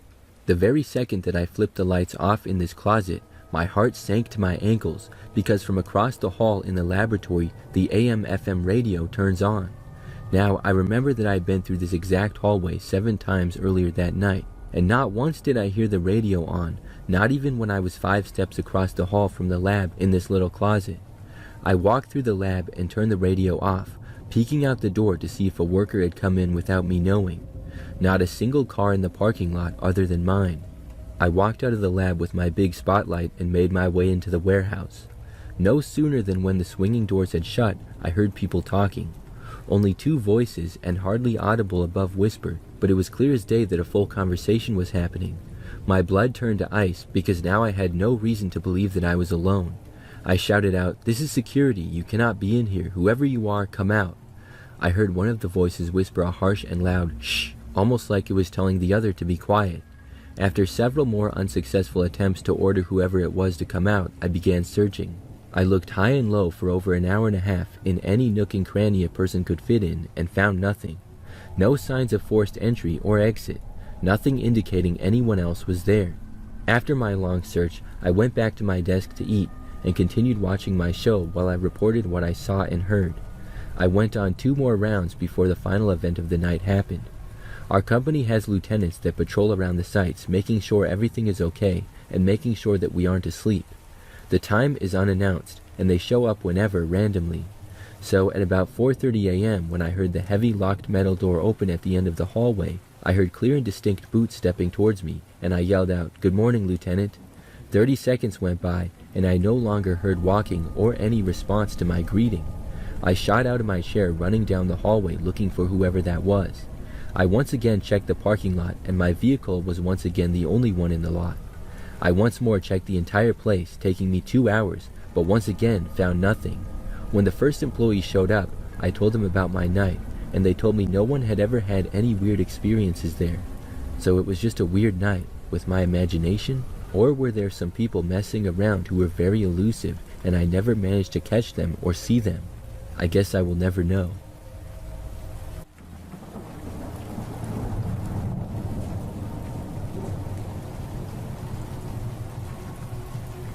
A couple of years ago, I went Christmas shopping at a mall near where I live. The mall is pretty large and was decorated for the Christmas season. I went there after work and spent quite a bit of time shopping there. At one point, though, when I was in the mall, I saw a peculiar sight. There was a man dressed as Santa Claus, and he looked kind of like him. He had a beard that was obviously fake, though, except this man looked disheveled. He was wearing red like Santa, but his clothes were baggy and not fitting right. Also, they were dirty, and the guy looked like if Santa had just finished a WWE match or something. He walked in the mall, and I was wondering if he was the mall Santa having a bad day, or maybe he was a guy trying to be funny dressing as Santa but purposely bad. I shrugged it off and continued shopping. Eventually, though, I did see the real mall Santa, who was at one spot taking pictures with kids. It was definitely not the same guy. So I shopped for a few more hours and then left that night. I was one of the last people in the mall, I think, because I stayed until just before it closed, and there weren't nearly as many people around. I left the mall and walked out to my car and put my things inside. When I got into my driver's seat and closed the door, I almost instantly saw the disheveled Santa again. I was not sure where he had come from. He was now walking through the parking lot. I thought that he was going to walk past my car, and so I waited to leave until he was out of the way. He did walk past, but then he turned and headed for my driver's door. Then he lunged out and tried opening the door. I literally hit lock with like a split second to spare. He viciously tried opening my door and then started maniacally banging on the window. He then moved to the back driver's side door and tried opening that. He was screaming like a madman as he continued to try to get in. I was pretty much in shock at what I was witnessing. Santa is not supposed to attack people. I quickly put my car into reverse and backed up. He continued to come after me. He went in front of my car, so I had to keep reversing for a long ways. Then I finally had some space and was able to turn away and leave. I drove out of there, away from the disheveled Santa, and called the cops on him. I must have sounded crazy reporting a man dressed as Santa trying to break into people's cars at the mall, but at least he would be easy for the police to spot. I drove home and am not sure what happened, if he was found or what. I searched on the internet and looked on the news for a report about it or something, but couldn't find anything. That made for a very memorable Christmas shopping experience though.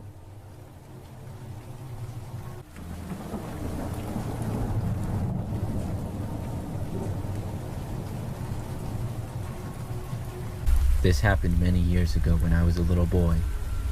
It was Christmas time, and my family and I lived on the first floor of a large apartment complex. I remember one day on a Saturday, my mom told me that Santa was at our apartment. We went to the event room that our apartment had, and they were doing a Meet Santa type of thing. There wasn't a whole lot of people there, but those who lived nearby and had kids would bring them to see Santa. We went there and got in line, and then my sister and I met Santa. I remember when it was my turn, he asked me what I wanted for Christmas, and I told him I wanted the new PlayStation. He asked me if I live here, and I told him yes, I lived right down the hall. He then told me he would see what he could do about getting me that PlayStation, and gave me a candy cane. We then went back home. I think we made some holiday cookies or something. I don't quite remember that well, but where the story really gets interesting is later that night. I was in my bed and not really that sleepy, so I was just laying there playing on my Game Boy. I was in the middle of a level in my game when I heard a noise come from my window, which was literally right next to my bed. I looked up through the blinds, which were open so that you could see through them. I saw Santa standing right outside my window, and it really shocked me. He motioned for me to open the window, and I did. He then smiled at me and asked if I remembered him. I told him yes, and he handed me another candy cane. He told me he wanted to show me his sleigh. I knew something felt off about this situation. I didn't really think Santa was supposed to show up at my window like this, because it wasn't Christmas Eve yet, it was like a week before. But he was Santa after all, so I told him I'd like to see it. He told me to come out the window, and so I opened it wider. As I was about to climb out the window, the door to my room opened. It was my mother, and when she saw what was going on, she ran to me and grabbed me. When she did, Santa turned and ran away into the night. She asked me what was going on, and when I explained it to her, she told me that the man at my window was not really Santa, but just an imposter pretending to be him. She then called the police, but by the time they got there, the man was long gone. I was young, but when I spoke to my mom about the incident in recent years, she told me based on the information of the man dressed as Santa who was at the apartment that day, they were able to locate the man and he was caught. I'm so glad that my mom came into my room when she did.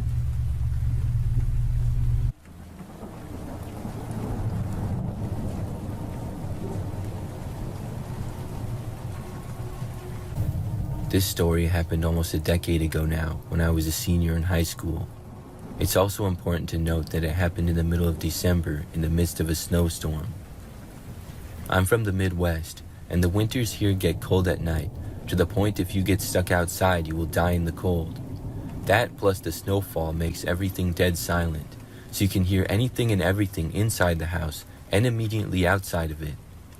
Well, my best friend and I were hanging out in the family's walkout basement, just having a boring winter night playing video games. It was just us home because my mother went straight from work to a bar to grab a few drinks and dinner with coworkers. My friend and I were a bit rebellious and decided to hit my mom's liquor cabinet while we played video games. As we were sitting there opening up the first bottle, I heard the door to the garage open and slam shut. I immediately panicked and started looking for places to hide the bottle so my mom didn't see it. We heard a few heavy stomps upstairs and then heard my mother's voice call out, "Is anyone home?" I yelled back up the stairs yes, and I was just hanging out in the basement. I heard a few more steps from the garage door towards the stairs, and she yelled out again, "Can you come help me with something? I need you up here." I replied back, "Yes, 1 second," while frantically trying to find a good place to hide the liquor bottle. Then there was silence for about 20 seconds, and my mom yelled down again, asking if anyone was down in the basement with me in a more serious, concerned tone. I didn't notice right away because I was distracted by trying to hide the liquor bottle, but this time when she yelled down the stairs, it sounded a little off from my mom's voice. The voice sounded similar to my mom's voice, but it definitely wasn't her. That was the first thing that told me something wasn't right. And second, my mom never cared if anyone was over, as our house was a very open house for all family and friends. Weirded out by the voice, I replied back that I was downstairs with some friends, even though it was really just one friend. I crept over to the bottom of the stairs and looked up towards the kitchen area, which was connected to the rest of the house.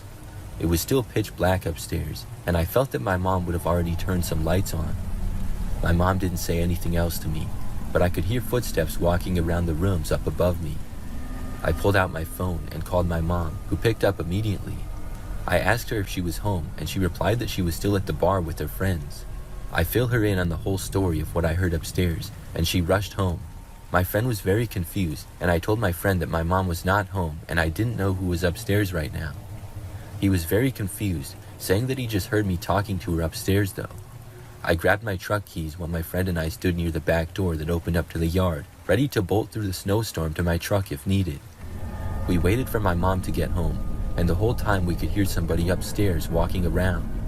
By the time my mom got home and came down to check on us, whoever or whatever was upstairs was gone now. The strangest part though is that we never heard footsteps leaving or one of the doors to the house opening and closing. We even searched every part of the house cautiously where someone could be hiding, but there was nobody inside. To this day, I'm still not sure what happened that night.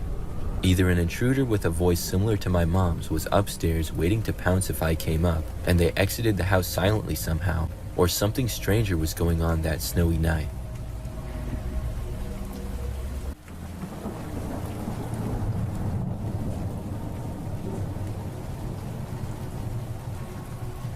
I was about 9 when this happened, and even now, decades later, I still think about it more often than I'd like to admit.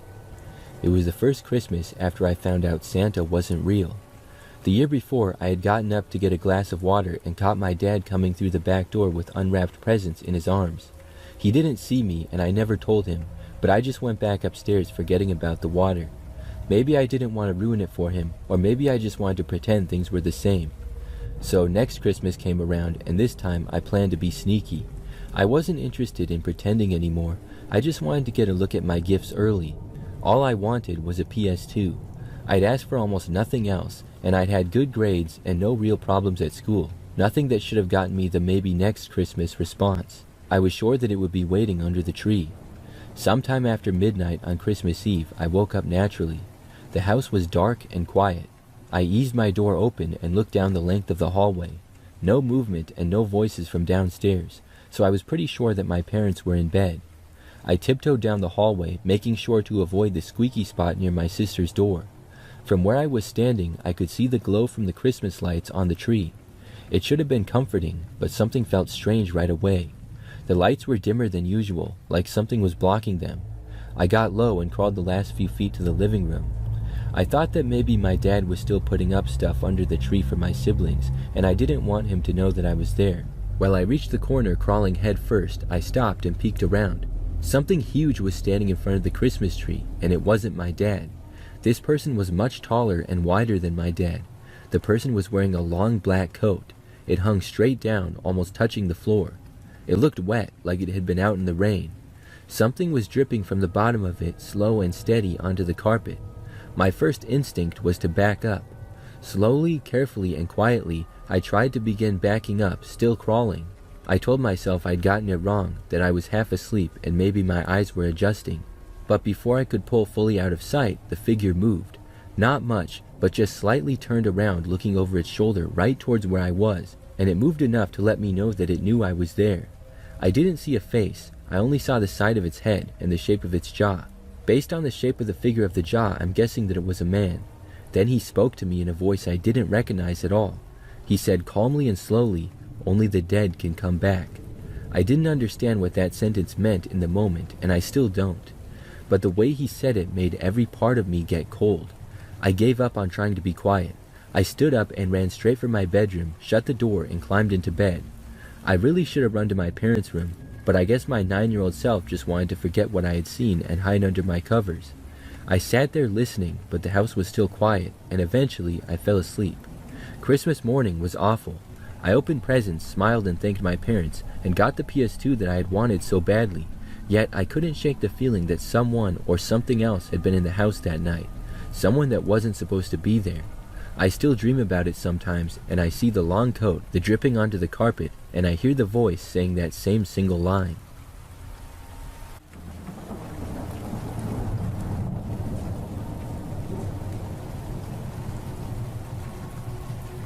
For some background on the story, I'm a female, and I live alone in a house. I live about 5 minutes away from my parents' house, and I go there for most holidays. A few years ago, during Christmas, I had plans to go to my parents as usual. In the meantime, I had decorated my entire house with Christmas decorations pretty much right after Thanksgiving. I love getting into the holiday spirit, and I got a tree, nutcrackers, and all kinds of other things. I was playing Christmas music in my house almost every day. The weekend before Christmas, I hosted a Christmas party at my house with my friend group. We did a little gift exchange and things like that. Fast forward to Christmas Eve, several days later. I woke up in the morning at 8 a.m. This is later than I usually have to get up because I had off of work. I felt so refreshed and I got out of bed and made some coffee. As I was doing so, I looked out and noticed a single gift under my Christmas tree. It was a green box that was sort of large and it looked poorly wrapped. The present had a bow on it as well. I was confused. I was sure I hadn't seen it before. I thought for a moment maybe it was left over from the Christmas party I had, but I was sure that I would have seen it. The gift was right under the tree and in very plain sight. I walked over to it and examined it. My name was written on it with a smile face drawn next to my name. I wondered how on earth it got there, and I decided to open it. When I did, it was a cardboard box. I opened that, which contained a handwritten note, and then a few random flowers and a winter hat. The hat was one that I already had though. I was really confused and I read the note. It said, "Merry Christmas. I got flowers just for you, even though you didn't invite me to your party last week. It looked like fun. By the way, here's your hat back. You left it outside." I was so confused after reading this, and a creeped out feeling came over me. Was this some kind of a joke or something? I took a picture of it and put it in the group chat that I had with my friends. They were really quick to all deny it, which I believed. It didn't seem like something any of them would do. But more importantly, how did this get inside of my house? I walked back over to the kitchen. When I did, I suddenly thought that I heard a noise coming from inside my house. I froze in place. I didn't know if I was being paranoid or if I actually had heard something. Then I heard it again. I could tell exactly where that noise was coming from. It was from the closet down in my hallway. I walked quickly but calmly to the front door, grabbed my keys, then walked outside. Then I got into my car and left. I drove to my parents' house and told them everything. We called the police, who then went to my house. A short time later, I was told they had found a man hiding inside. It was a huge relief to hear that he had been caught. It turns out some guy had started stalking me and I didn't even know it. He apparently broke in through the window that was behind my Christmas tree, so I hadn't noticed that it was broken. After breaking into my house, he placed his gift and then hid in my hallway closet. I'm so lucky that I left when I did, because I don't know what that man's intentions were.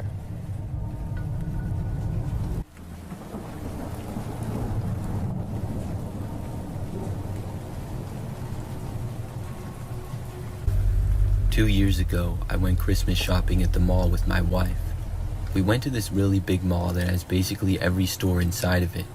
We had a lot of shopping to do to buy presents for everybody in our families, including each other. After getting to the mall, we did lots of shopping for people in the family. It took hours to find all the stuff. We had our hands full with bags, so we went out to the car in the parking garage. Then we went back inside the mall after unloading. By now, it was nighttime and we were almost done shopping, but my wife and I decided to momentarily split up to try to find some gifts for each other. With how large this mall was, I figured this would be pretty easy to do.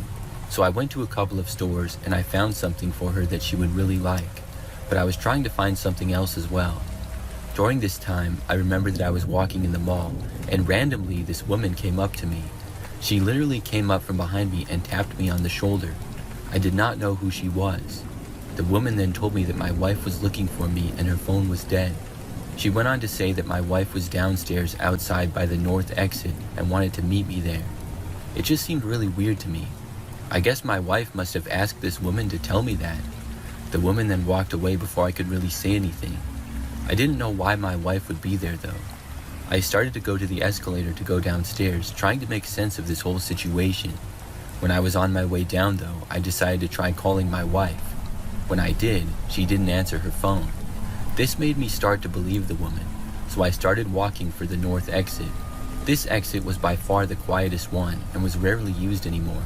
That's because there was no parking lot there, it was just a sidewalk. Then there was a grass area with some trees and another building of a restaurant that was connected to the mall. There had used to be a parking lot there, but when the restaurant was built, it took the place of it. I walked over to the doors and then opened them. I looked outside and I did not see my wife. It was really dark out there now with little to no lighting, just a dim streetlight a ways down and then light coming from the restaurant. I stepped outside fully and looked around. I still didn't see anything. But just at that point, I felt my phone vibrating in my pocket. I took it out to see that my wife was calling me. I answered and asked her where she was. She told me that she was in the mall by the food court kind of. At that point, I quickly walked right back inside of the mall myself. My wife went on to say that she hadn't noticed that I called her, so she was calling me back. I told her about the strange woman. We were both pretty much done shopping for the most part, so we met up by the food court and then went to the car and went home. I'm still really confused about the whole thing. Was I being set up to get robbed or something? I really don't know. I don't know who the woman was or how she knew my wife and I. I'm really glad that my wife called me when she did though, or I don't know what would have happened.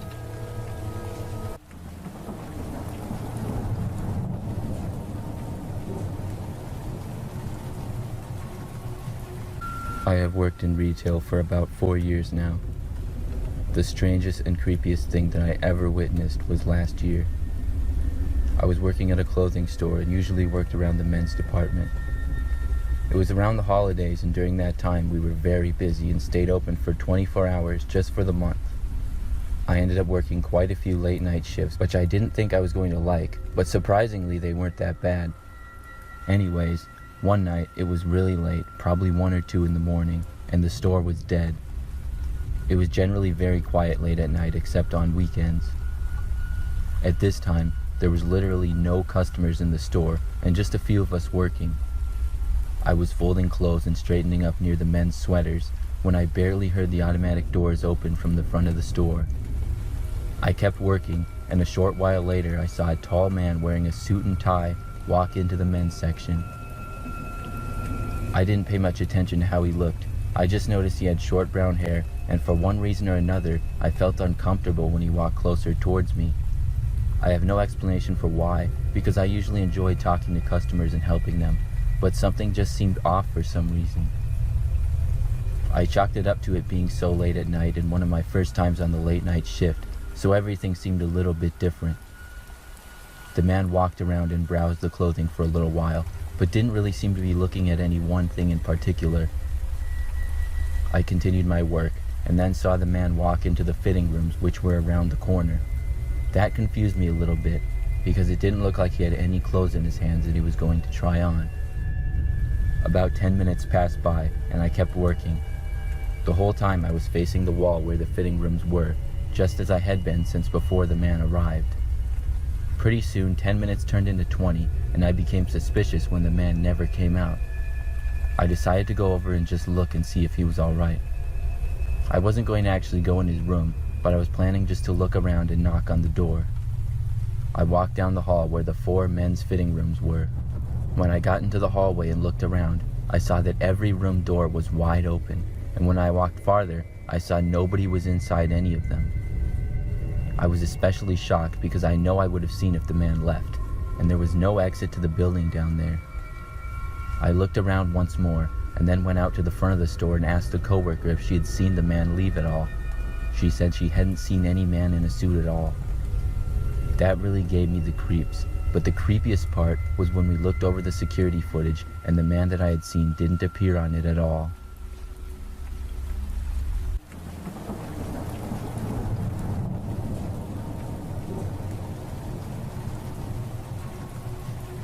This story took place just last year. It was in December, just a few weeks before Christmas. I live in a large neighborhood in a house with my wife and 2 young children. One evening, my wife met up with one of her best friends. Her best friend's kids are around the same ages as ours, and they all went to spend time together. My wife told me this while I was at work and asked me to set up the Christmas lights when I got home. I told her that I would do it, and I wanted to surprise the kids with them when they got home. We had gotten a little bit of snow already, but the weather wasn't too cold, so it was a good night to do it. We had several lawn decorations, but the hardest part was hanging up the lights from the roof. I would have to take out the ladder and climb up onto the roof for that. So that day, when I got home from work, almost instantly, I went to the garage and got everything that I needed. It was dark out by then, and I first set up some of the things in our front yard. Then I got the ladder and went on top of the roof. The lights went all the way around our house, on both sides, in the front and back of it. When I got around towards the back side of the house and I was still on top of the roof, I heard a noise coming from below. I didn't know what it was at first, but it sounded like somebody was back there. Even though it was dark out, I had a pretty good view of my surroundings. When I looked, I finally saw that there was a man standing sort of near our house, behind it. I had never seen him before, and he was not a neighbor that I was aware of. I didn't know what this guy was doing in my backyard. I saw him walk closer to me. I called out, asking who he was and what he was doing, but he didn't answer. Instead, he started running towards my ladder. It was a ways down, probably about 20 feet. There was no way that I was going to get there before him. The guy then took my ladder and knocked it down. Now I had no way of getting off of the roof. Then he walked around to the back door, which I had left unlocked. He then entered our house. I was angry, but tried to remain calm. Luckily, I did have my cell phone on me. I dialed 911 and told them about what had happened. Then I just had to wait for them to arrive and hope that the man did not destroy my house or steal anything. I yelled down to him that I called the police, hoping that it would scare him off. I really didn't hear anything though. I wasn't sure where the guy was or what he was doing. Then, probably 2 or 3 minutes later, the guy suddenly left. He came running out of my house at about full speed. He ran through the backyard and then hopped the fence which connected my yard with my neighbor's. After leaping it, he kept running and very quickly was completely out of my sight. I was glad to see him gone and didn't notice him holding anything as he ran. He very well could have stolen something small and put it in his pocket or still damaged something, but overall this was a relief. Just a few minutes after that, the police showed up. They were able to get my ladder and help me get down from the roof. Then they searched my house and property and said that they would look around in the nearby area for the man. I didn't have a great description of him, but I told them what I could. The crazy part is after searching the house, nothing was messed up and nothing was stolen either. That really surprised me. I still don't know why he entered my house or was even in my yard, and after the police left, I finished putting my lights up, but was very careful. The guy never came back. I finished on time before my wife and kids returned home. After that, nothing like that has happened since. We still live there, and I recently put out all the decorations again. This year, things went much smoother.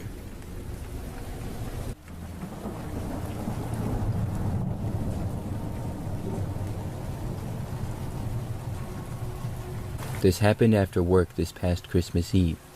I work a later second shift from 5 p.m. until around 1 a.m.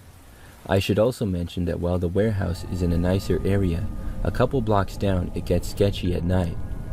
We got done around 2 a.m., and me and one friend were the first out to the parking lot, and we were standing there talking for a while warming up our cars.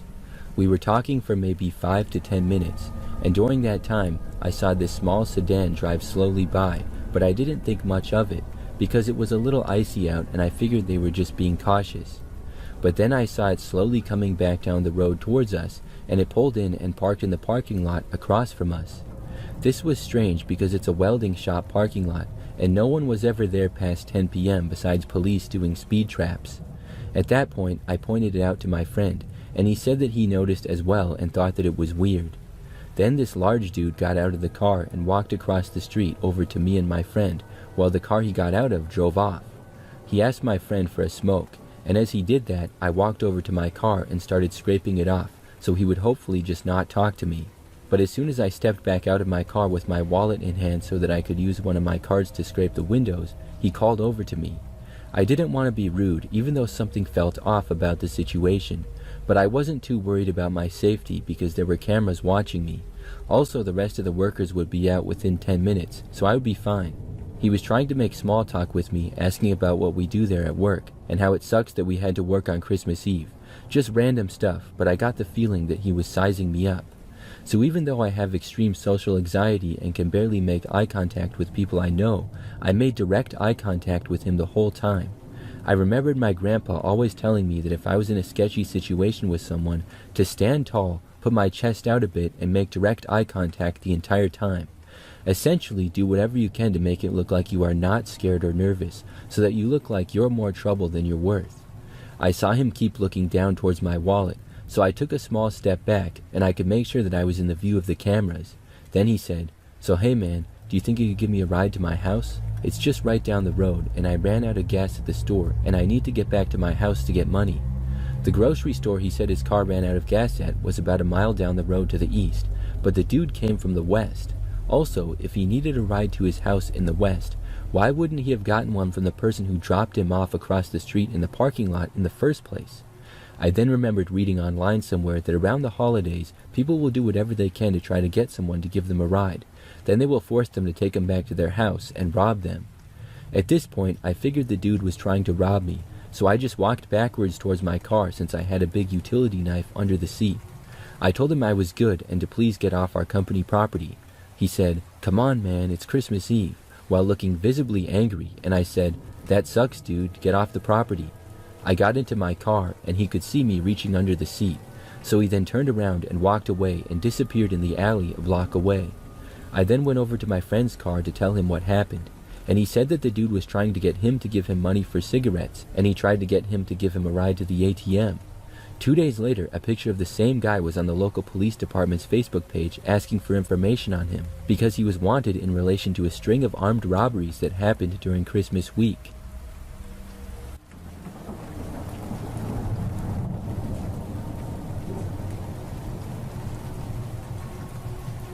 This happened on Christmas Eve, just last year. I'm 22 and recently graduated from college.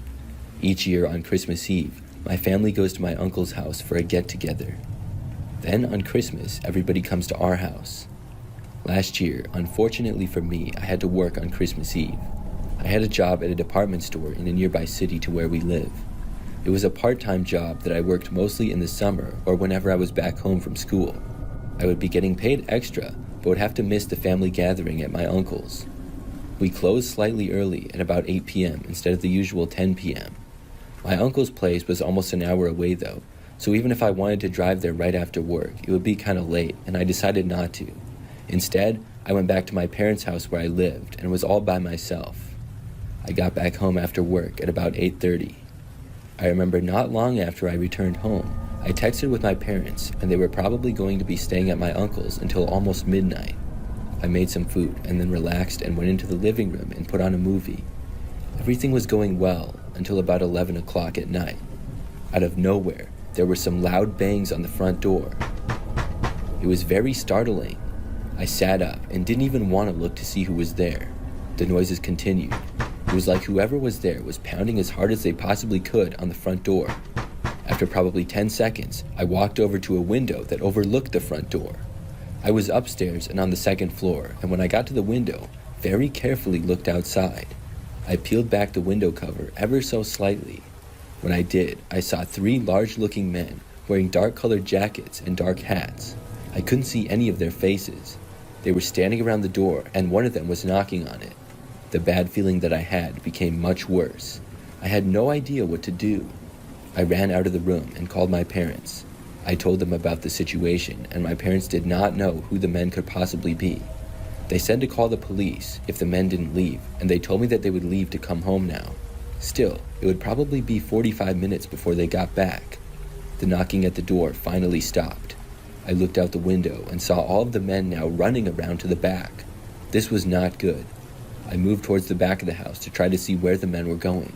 Within a minute, I heard the doorknobs to one of the back doors rattling. They were trying to get inside now. That was followed by a loud banging at the other back door that we had. I dialed 911 and tried to stay calm, even though I was completely freaking out. The men stayed near the back of the house. Then things went quiet for probably 2 or 3 minutes. I thought that maybe the men had left, but was too scared to look out of a window and see. But the silence was broken by more loud bangs, this time coming from a window. This was really bad, because I didn't think the window would hold up, and they would eventually break it. Probably 30 seconds after this, I heard the sound of a car pulling into our driveway. It had to be the police. The noises from the window suddenly stopped. I decided to look out the back window now. When I did, I saw all 3 men sprinting through our backyard. They were running to the back end of it, where we had a few trees, and then there was a quiet road. Very quickly, they went out of sight, and when I looked to the front and saw the police were there, I rushed out and told them about the men and that they were running away. Unfortunately, all of the men were pretty fast, and were long gone by the time the police started looking for them. I'm not sure where they came from or where they went, but they were gone now. The police still looked around and asked me a few questions. Not long after that, my parents got home. I felt much better not being there alone anymore. After the police left, we stayed up late making sure that the guys didn't return, and luckily, they didn't. That was one of the scariest experiences I've ever had.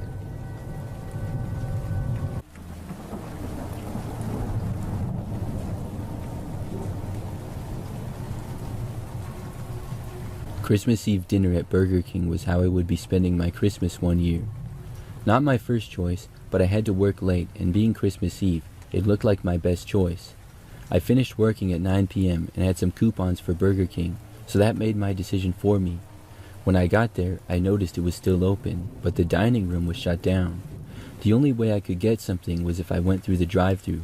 The only problem was that I didn't have a car. I tried to walk up to the drive-thru and place the order, but the lady working the drive-thru wasn't having it.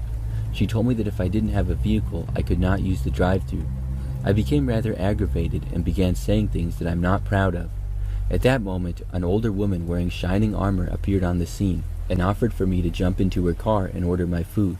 At first, I turned her down, not wanting to be a bother, but after some convincing, I decided to accept her help. After ordering my food, it took so long for it to come out, I missed my bus and got upset. The nice woman offered me a ride home, and I felt bad to bother her even more, so I declined. She was persistent, but at the same time nice, and convinced me to accept her offer. I was a 250-pound, 30-year-old man, so I really didn't feel that threatened by a 50-something-year-old woman. If the circumstances were different, I would not have taken the ride.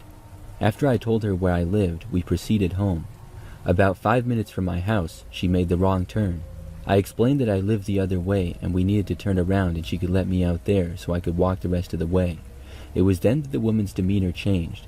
She told me that she could not let me spend Christmas Eve alone and that she was taking me to her house. I told her that I needed to get home immediately to let my dog out and that I would be fine. The woman then tried to entice me with cocaine and liquor at her place, but since I was in recovery, I told her that I wasn't interested. She refused to turn around or let me out and started to drive strangely, not stopping at stop signs. My mind was racing and I began to sweat. I knew that I could physically overpower this woman, but what awaited me at her house? I also felt bad about hurting her after all her kindness, but I had to get away before her house and I didn't know where that was, so I didn't know how much time I had.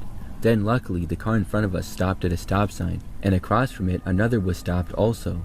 She had to slow down to almost stop at this point, and that was where I made my break. I jumped out of the car, leaving my food in the back seat, and took off running. As I was running away, she stopped and got out of her car and began to try to talk me into getting back in the car with her. That just wasn't an option. I don't know what her motives were or who she was, but I knew I wasn't willing to risk my life over it. I ran all the way home, and I'm sure I wasn't followed. What would have happened to me if it was 2 years earlier and I was still doing drugs and drinking? Her offer of cocaine and booze would have probably worked, and whatever kidnapping or sketchy thing that I think she had planned would have probably worked. Being a man, the thought of the vulnerability that most women face daily was so foreign to me, and I now understand the fear that most women face.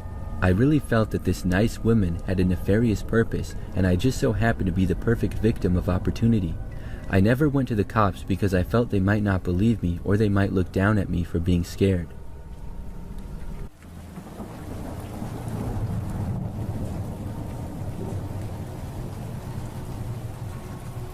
It was Christmas Eve 2020. I was out making money driving for Lyft for a few hours before heading to my mom's place with my new baby and wife. Nothing special going on for the night, just the usual. I got a ride request, and it was a pickup from this lower-income apartment complex. No big deal. I arrived and found my passenger who had all his belongings with him, several boxes of stuff. Now, my car was not super large, so we got all his stuff loaded up just barely, and then we were on our way. During the ride, he was crying and said that his girlfriend was cheating on him and he had walked in on them earlier that night. He couldn't stay there because it was her name on the lease. Therefore, I was driving him to a hotel. In my city, we have a street that's known for having vices. Hookers, drugs, gangs, weapons, and shady motels, all of it. We got to the motel and my passenger asked me to wait for him to check in and get his key. The motel was on that street that I mentioned before. Homeless people were everywhere, and I knew the reputation of the area, so I was on edge. My passenger came back with his key, and the whole motel is ground level, so to help this guy out, I drove him to his door. As I mentioned before, he had a lot of stuff, so I started to help him unload his stuff. Well, on my second trip of getting stuff, I saw a guy come out of a room just to the south of my car, followed by two ladies. They came up to the room I was parked next to, and one of the ladies pounded on the door and then opened it. That's when I saw the guy with the two girls raise a shotgun up out of a long coat and storm into the room. The two ladies followed him, slamming the door behind him. Following that, I heard a lot of yelling and shouting, and I was just waiting for shots to ring out. Out of nowhere, my passenger came up behind me and said, "I can take this man. Go ahead and take off, and have a Merry Christmas." He took out his last boxes out of my hand and walked back to his room. I knew what may have been going down in that room next door, and that I had to leave quickly. I know the guy and both ladies saw me, and I know they knew I saw the gun. I had to get out of there in case, no witnesses. I got to my car and sped away quickly. I got a block or so away and called the cops. I gave them every single detail that I saw. I got a call later that night from the police on what they had investigated. They never found the gunmen or the women, and they never answered the initial motel door I saw them come out of. The occupants of the room they went into said nothing happened and that I, the witness, was lying, but I know what I saw.